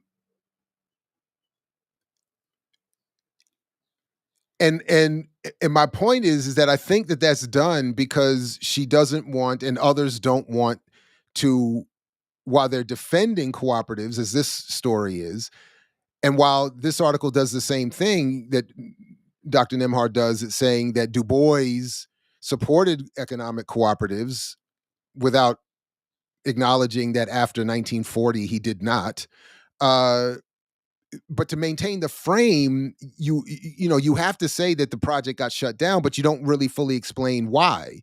So the relationship to the economy isn't fully appreciated. That the role of public policy isn't fully appreciated. The role of this fantasy of a segregated economy is exploded and not fully explained when you don't lay out the reasons for why these kinds of cooperative and other and similar efforts don't work, or why some like Du Bois eventually say they won't work. Because as Du Bois said, as we talked about last week,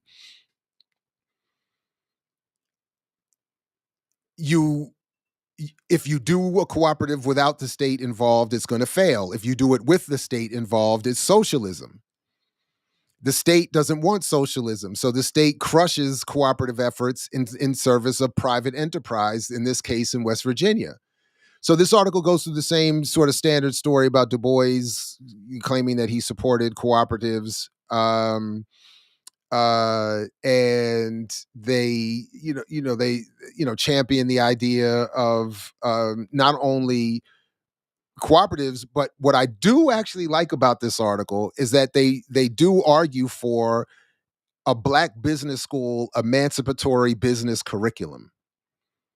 Now, it may to me sound fanciful, but there's at least this idea that, for me, even if we may disagree on cooperatives and whatever, what I do like is that they're saying, hey, even if Jared couldn't find the reference in the article that's cited here, there's an argument that HBCUs once offered more critical political economy teaching, and we should get back to that 100%. And if it's not true that they once did, they absolutely should do it now, and they absolutely should use the business schools to try to come up with other cooperative and other methods of addressing the condition of Black communities collectively. And they should do it with the idea that universities, Black universities, should play a positive role in supporting their surrounding community.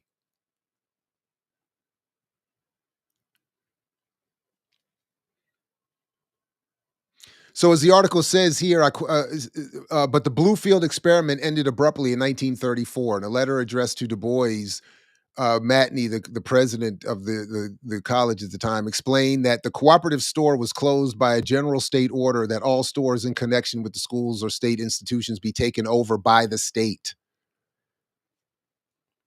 So that's actually very interesting. State control over stores at that all stores in connection with schools or state institutions should be state run. State colleges could not go into business as they interfered with private enterprise.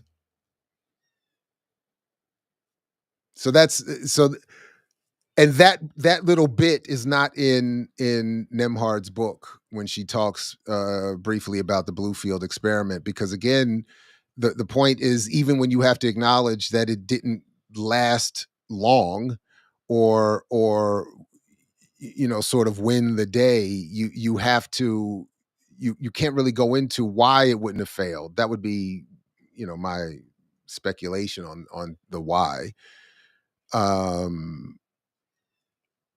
But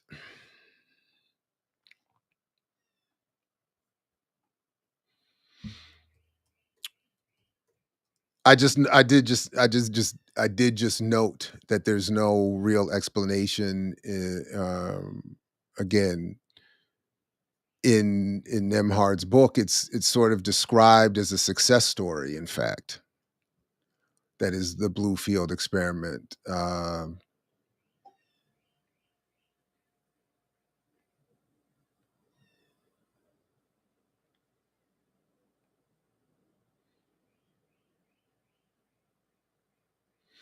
So she says,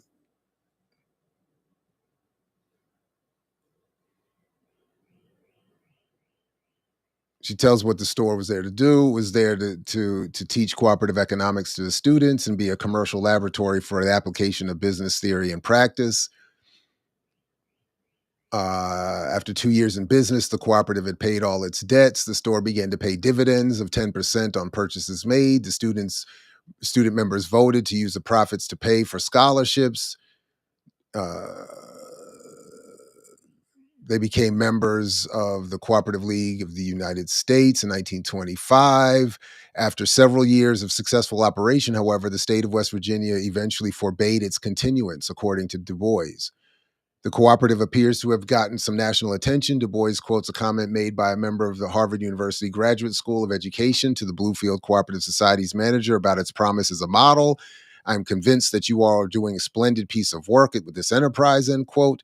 In this cooperative, as in the Citizens Cooperative stores in Memphis, education and training were integral aspects of cooperative development, both initially and throughout its existence. Not only did the Bluefield Cooperative educate members about cooperative ownership and business development, profits from the business were also used to send members for advanced educational degrees. Affordable membership was also the goal of the co-op.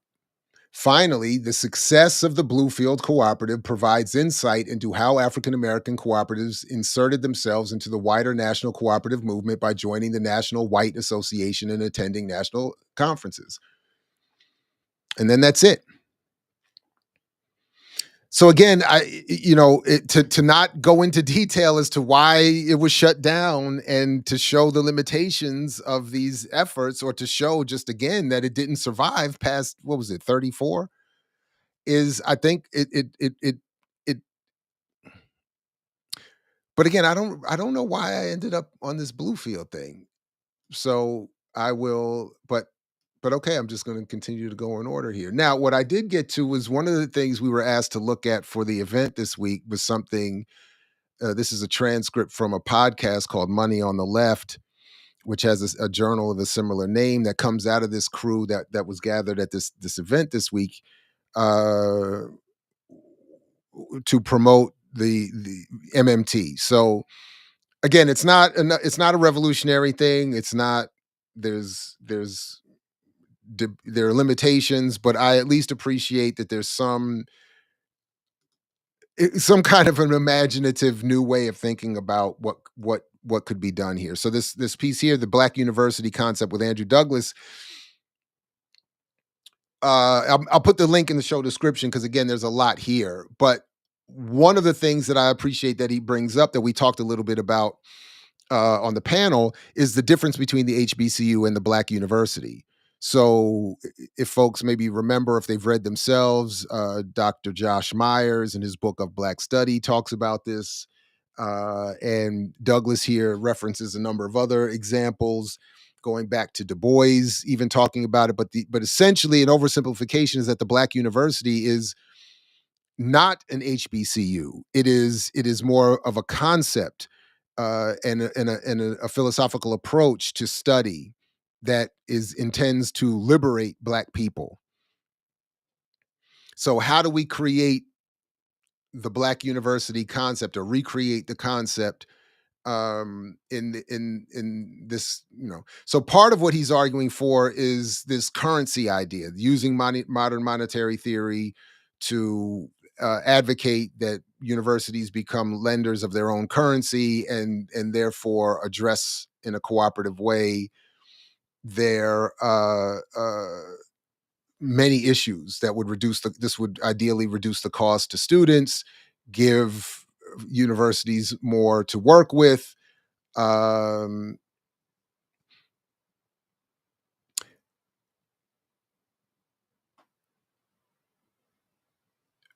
I also this was also something I mentioned to Douglas this week, that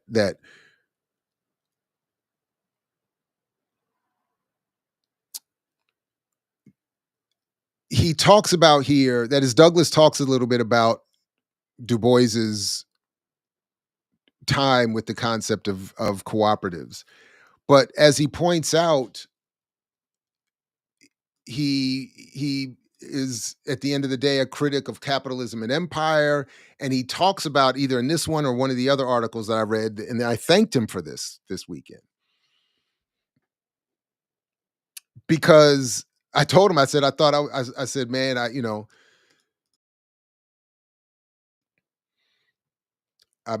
have this sort of one-sided disagreement about how Du Bois is talked about in terms of cooperatives and ignored for his critique of them. And Douglas, at least here in a number of ways, reminds us of his ultimate criticism of capitalism and empire. And at one point even says something to the effect that for a time Du Bois supported cooperatives.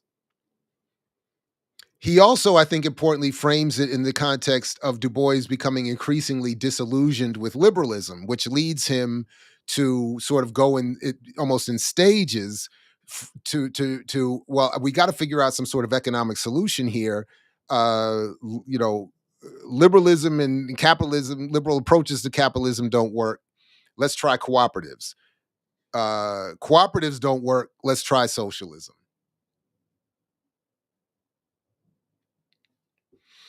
But here, Andrew Douglas talks more specifically about the Black university concept. Du Bois's writings in the 30s are a key reference point as he was becoming more radical in this period.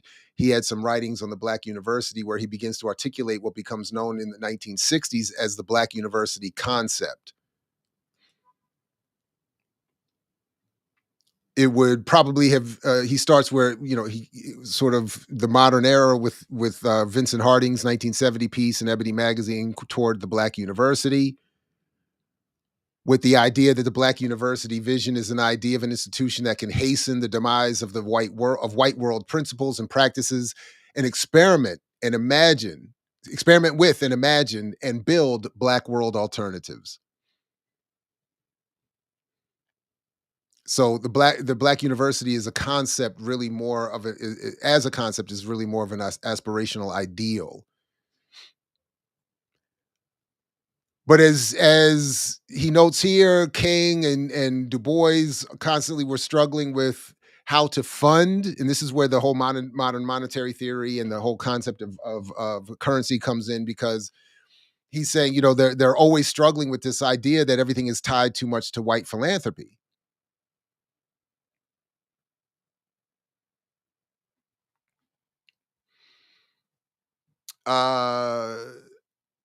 But always running into this question of how do we materially support the building of this kind of institution, that is a Black university,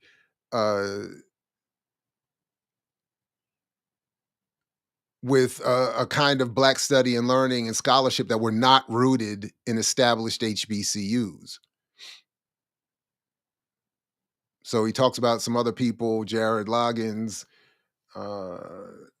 Fred Moten, Josh Myers, and others who deal with this issue of the Black university or the undercommons. In other words, it's not a formal class or accredited study. It's the real education that occurs when you're intervening in certain spaces or protesting or teaching or using the class that may have a certain title differently.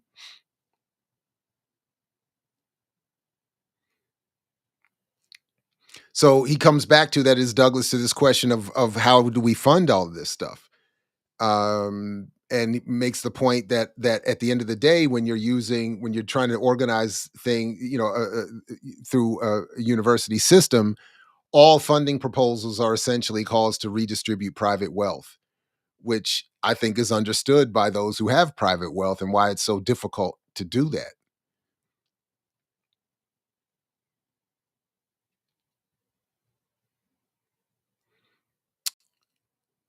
So how do you decenter, as they're asking here, whiteness and white people from a process that is decidedly white supremacist in terms of funding? And if the goal is to develop these institutional or extra institutional spaces that will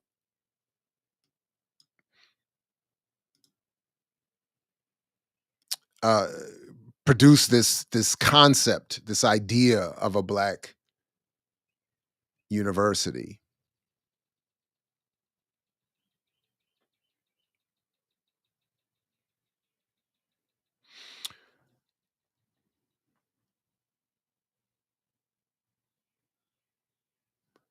You know what? I think, where did I do with?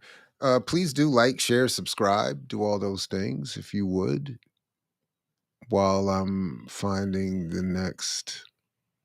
I don't. So I didn't. Hmm.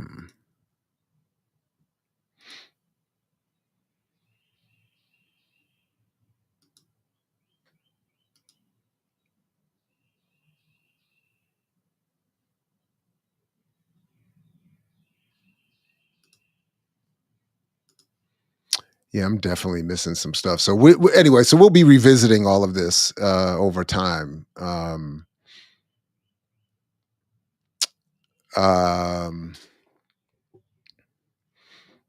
Let me just see. So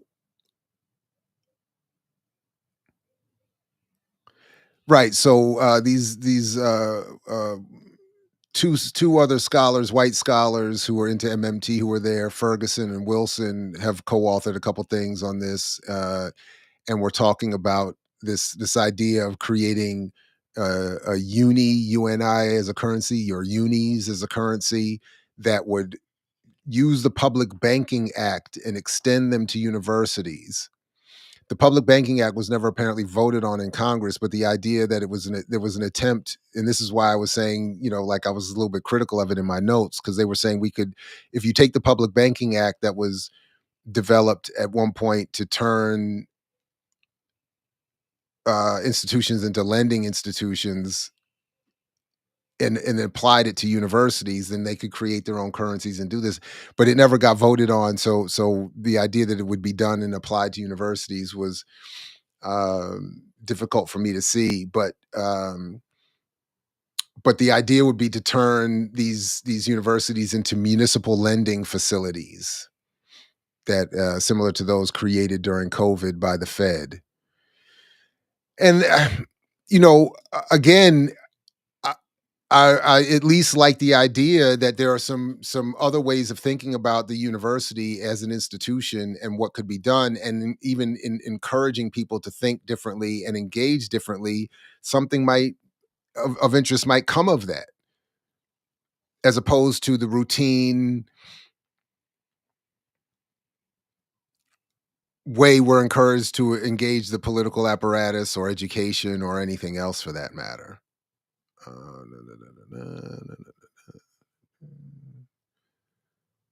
All right, so yeah, we'll come back to this topic,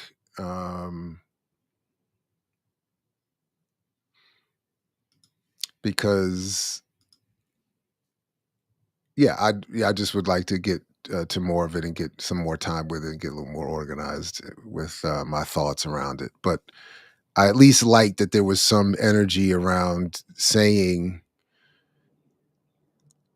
for instance, they had this article called "Stop Trying to Find the Money," and that is Ferguson and Wilson. And the idea is that if you turn these institutions into turn these universities into lending institutions, you could. It's a way around the argument of we don't have enough money for this or we don't have enough money for that. It's an MMT argument for creating wealth that people desire, creating revenue that people desire to have and to apply somewhat democratically to what they want to see happen in their community. So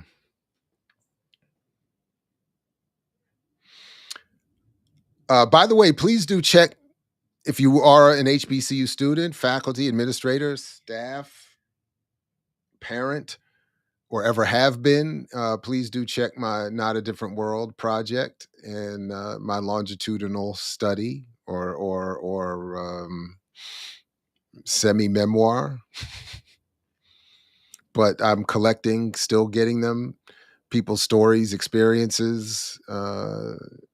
So if you have them, please check it. I'll put the link in the show description and you can, you know. All right. So let's have a little bit of fun. I think this might be a fun way to start. And then I'll check the chat before we wrap. But this was, who sent me this? This was fascinating. It's broke women. Not because I need their money, but because being broke usually means poor choices, weak discipline, and no understanding of how the real world works.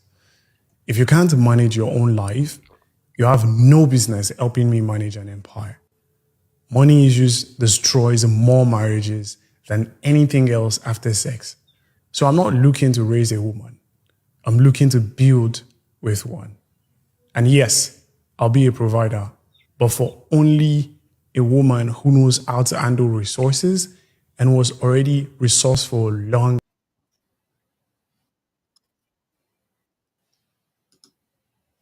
Got to be able to manage empire if you want to be with me. You know? Don't come around here not ready to handle empire. I'm here to build an empire.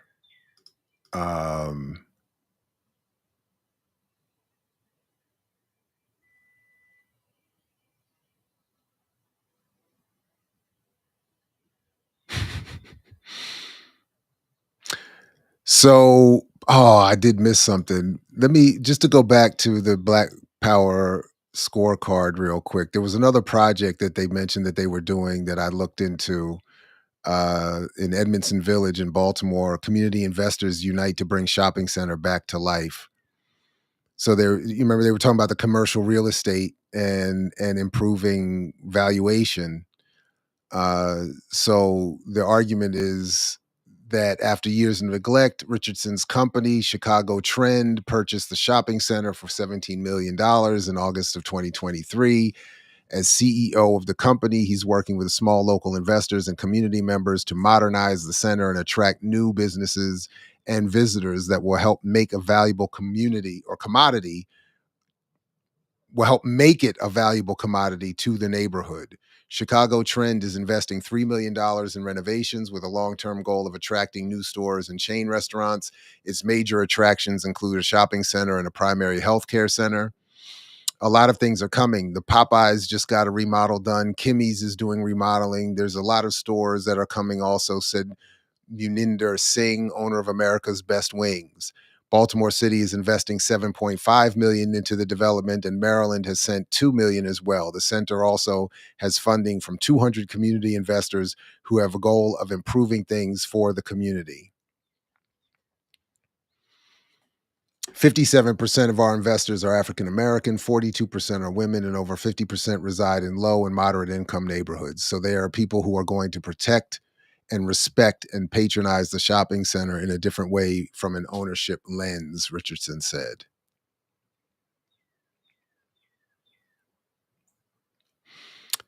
So this is one of the projects that they're talking about, but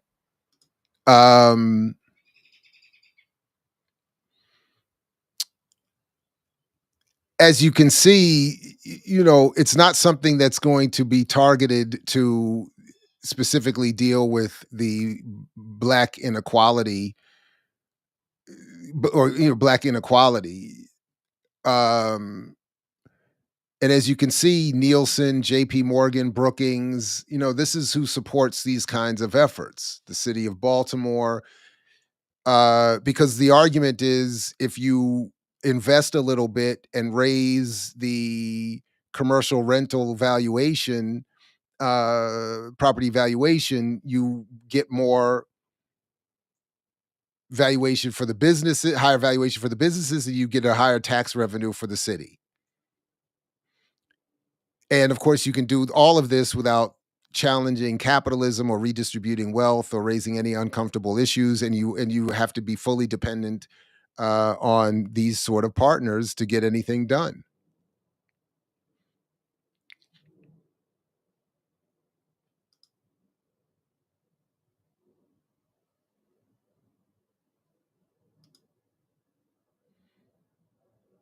And there's your leadership team: Lanier Richardson, who was talked about by Andre Perry.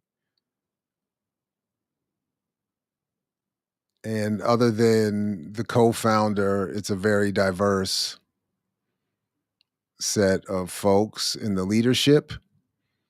But the leadership is all there to attract revenue and ultimately support from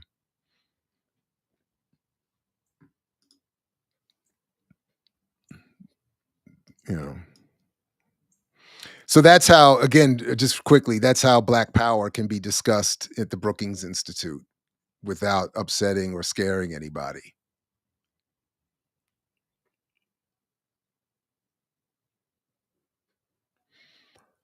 And okay, I think I'll stop. I'll check the questions, the comments, queries, conundrums, catechisms, cacophony, calumny, consternation, condemnation, contemplation.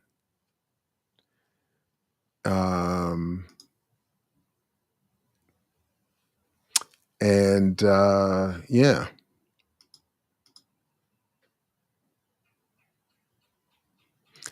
Yeah, and that's right. You got to have,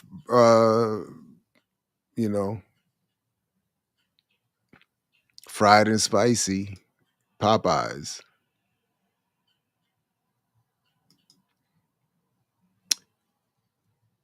And who's going to live there, Brother Chris?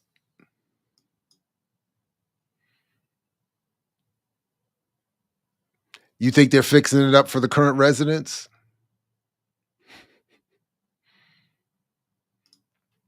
Ooh, who brought up Rockefeller? Did I miss something? But yeah, Rockefeller, but again, as his disciples said,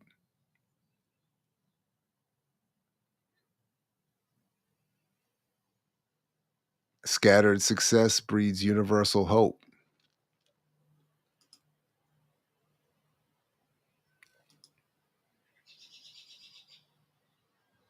Did you send me the book, Pancho? Did you send it to me? I haven't had a chance to look at it if you did, but did you see the U.S. Army tweeted that they met their recruitment numbers 6 months early? Oh, that's deep. No, I didn't see that. I didn't see that. Oh, their name was on that list. Oh, there was a Rockefeller on that? Yeah. Then we definitely should be concerned. I missed that.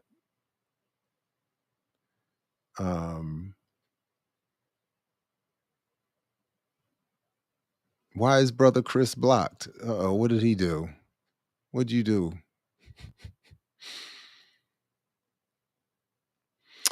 But yeah, so I it's pretty it is disturbing to see the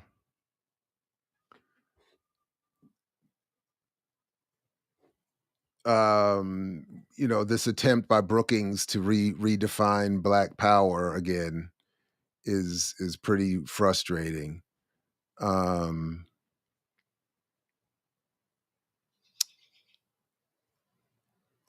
Oh, right. Who just sent me somebody? Let me see something real quick. Somebody just sent me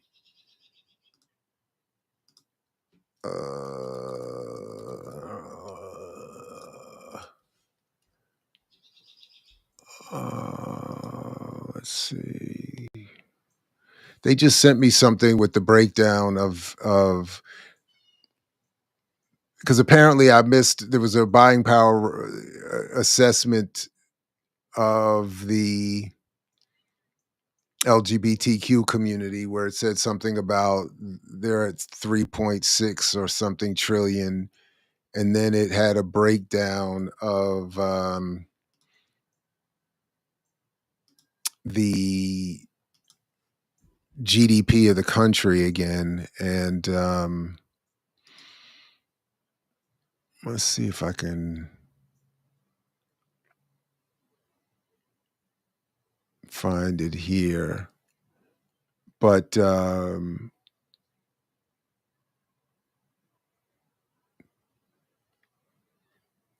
it's hard to keep straight all the different messages and where do these things go?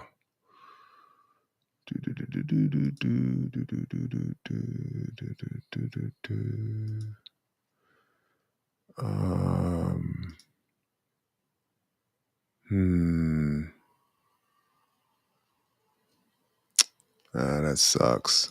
But in any event, I'll have to try to find that some other time then.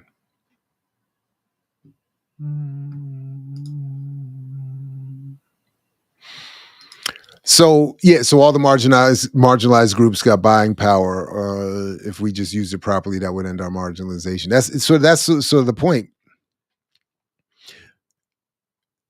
But and again, buying power is used to assess. So again, in some cases, there is an attempt, like when there are for corporations or municipalities, there is an attempt to make it more about the value of the money that those companies or municipalities have to spend and how much they can buy with that money. When it's targeting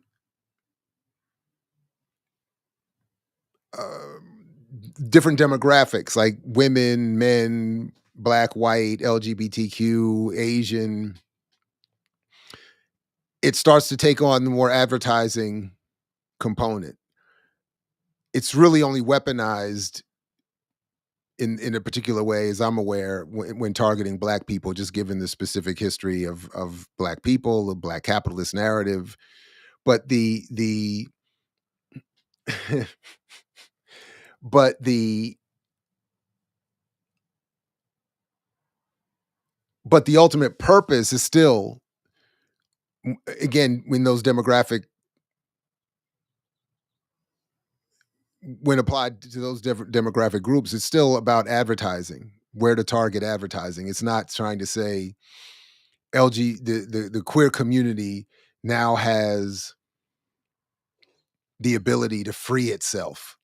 Like, you don't see that kind of weaponization of the argument, at least not that I'm aware. Pink money, wow. Or rainbow money. And then you have like little red, black, and green money. And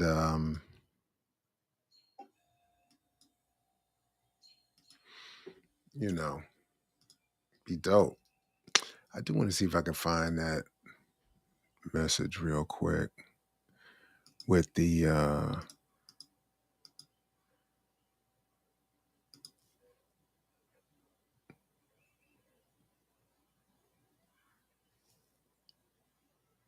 man, where did I see that?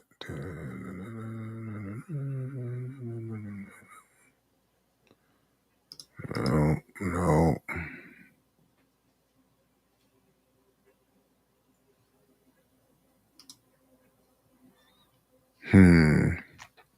All right, but anyway, in any event, it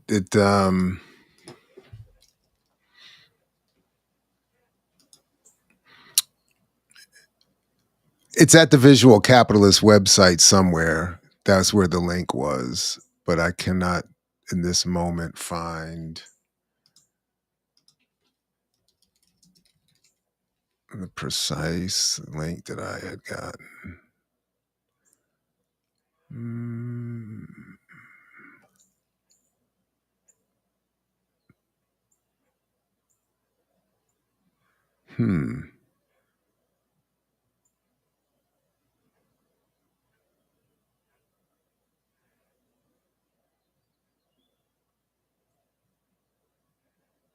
And why wouldn't it? Yeah, oh well. Oh well.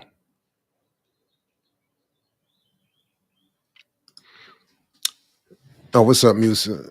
Musa, there's a strong support LGBTQ businesses push in the community right now. Yeah, I mean, of course.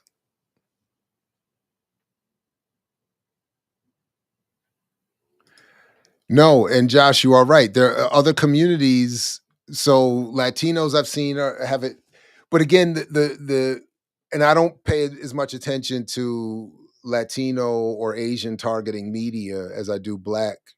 But I don't see, when I have looked, I don't see the particular, like I don't see uh Latino papers or Asian arguments that are saying our problems are solved if we better marshaled our buying power. I don't see it quite framed up like that.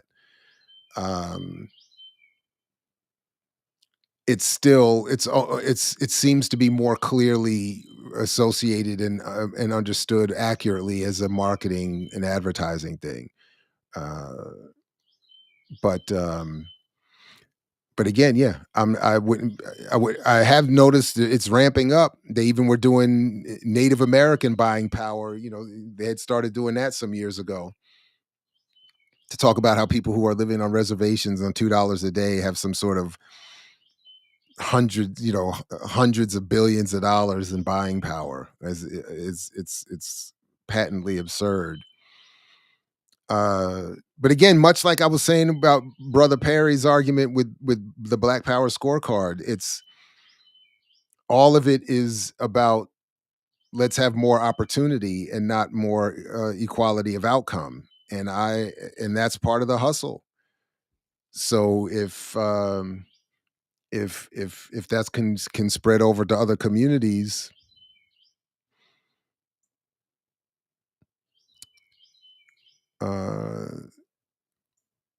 so be it. And remember, you know, as John Hope Bryan has been telling us, Asians, Latinos, continental Africans got the memo. They got the memo on financial literacy. So they don't have the same struggles that we have as it pertains to understanding and marshaling buying power. Oh yeah, no, it's out there, and it's and the Selig Center is producing them more and more. Latinos, Asians, for sure, they're out there.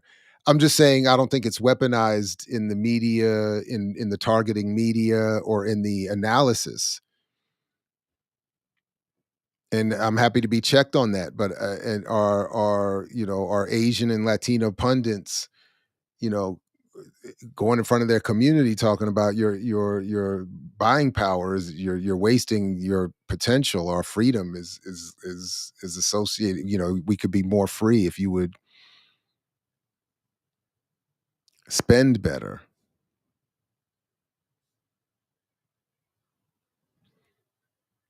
So, but all right, good people, I'm gonna wrap there. I'm gonna invite you all again to like, share, subscribe, support the Patreon. Definitely do the same over at Black Liberation Media. And I'll be Monday morning with 100 years of Malcolm X. And I'm going to try to get to a couple of other things, but I'm definitely going to have to center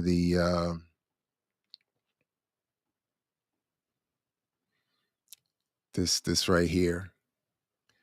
This financial literacy event at Malcolm X College the other day, where Malcolm is quoted as the future belongs to those who prepare for it today. So become more financially literate. It's really, really so I'm gonna let that.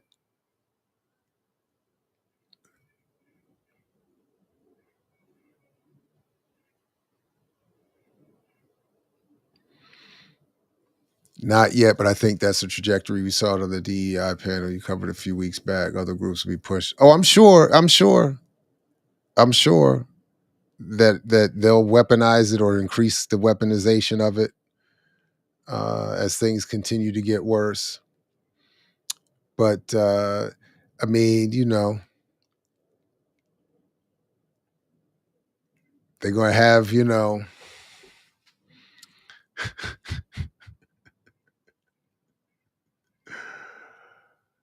oh, yes, enjoy your 420 moment out on the West. But like the drinkers say, it's 420 somewhere.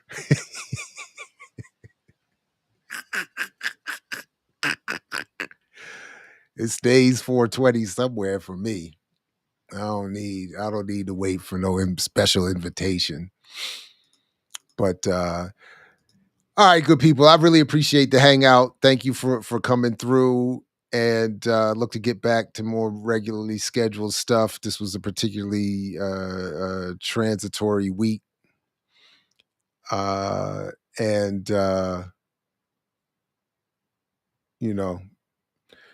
please make sure you have the bell rung over there on Black Liberation Media as well, to make sure you don't miss pop-ups, unscheduled stuff. There's a lot more being scheduled. And again, my apologies to the remix crew for yesterday, and thanks to them for covering. But it was a mess.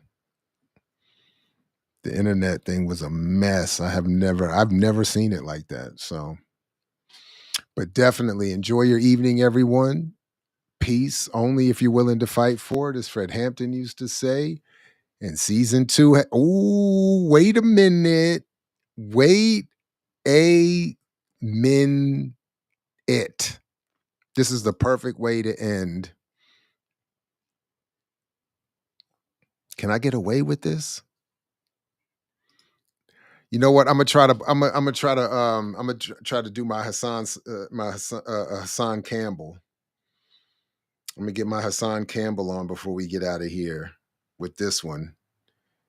Andor season 2, and they're already dropping gems.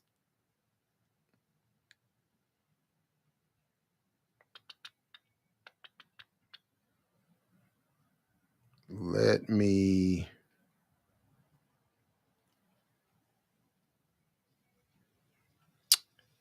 oh, there it is. I was about to say, what is going on? So let's see if we can get away with this here. Get my Hassan Campbell on. It's not a decision to be taken lightly. This is not our first meeting with the subject. G. Shamber, Nisus Osar will be our partners from the Ministry of Enlightenment, General. Thank you, Director.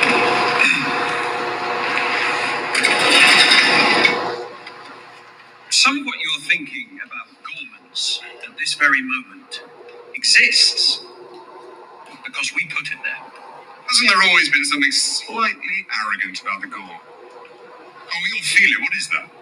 Last year, when the shipping lanes had to be shut down, how hard would it have been to simply allow the imperial inspections that most other planets welcome? But didn't it seem as if the Gore were doing what they always do? Putting themselves first. Did a dedicated Imperial Naval Inspector really have to die to protect Gorman pride? We did that. We made the story, we shaped it, we blew it up, we decided when it was over. With the right ideas, planted in the right markets, in the right sequence, we can now weaponize this galactic opinion. And we love the spiders. Yes. I don't know if that worked, but did you see that? With the right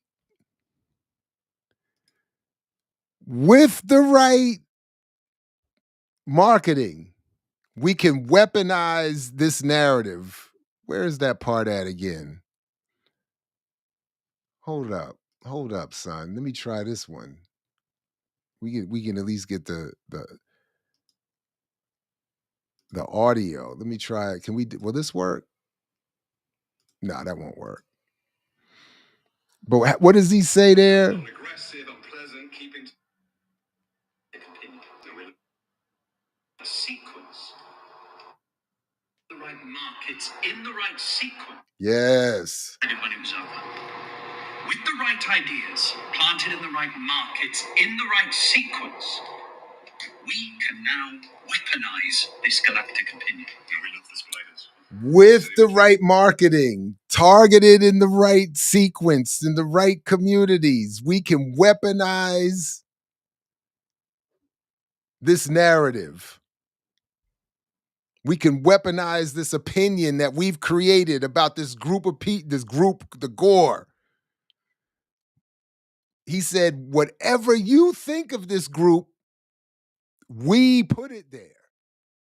And we can now weaponize with the right marketing and the right message. We can weaponize that opinion whenever we need to.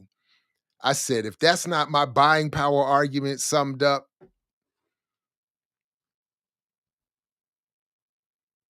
I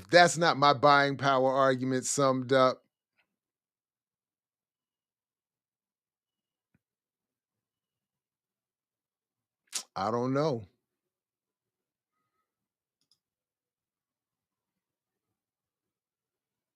I don't know what is. But now listen, that's called my boy.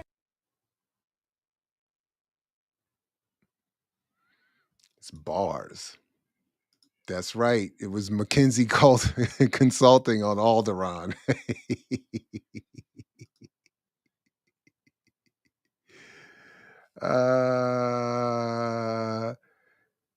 Is it worth getting Disney? I don't know. I can't say I'd go so far as to that. I'm just a sucker for it when they slip certain messaging in. But I thought, again, it's the same thing. We'll create this image of Black people. We'll create this image of Black capitalist success and promise. And then whenever we need to, we just weaponize it. So, all right, perfect peace, everybody. Only if you're willing to fight for it, like Fred Hampton used to say. Shout out to Andor, and I'll catch you next time right here at... And what did you sacrifice? Calm, kindness, kinship, love. I've given up all chance at inner peace. I made my mind a sunless space. I share my dreams with ghosts. I wake up every day to an equation I wrote 15 years ago for which there's only one conclusion. I'm damned for what I do. My anger, my ego, my unwillingness to yield, my eagerness to fight, that set me on a path from which there's no escape. I yearn to be a savior against injustice without contemplating the cost, and by the time I look down, there's no longer any ground beneath my feet. What is my sacrifice? I'm condemned to use the tools of my enemy to defeat them. I burn my decency for someone else's future. I burn my life to make a sunrise that I know I'll never see. Now, the ego that started this fight will never have a mirror or an audience or the light of gratitude. So what do I sacrifice? Everything. I mix what I like, what I like, what I like, what I like, what I like.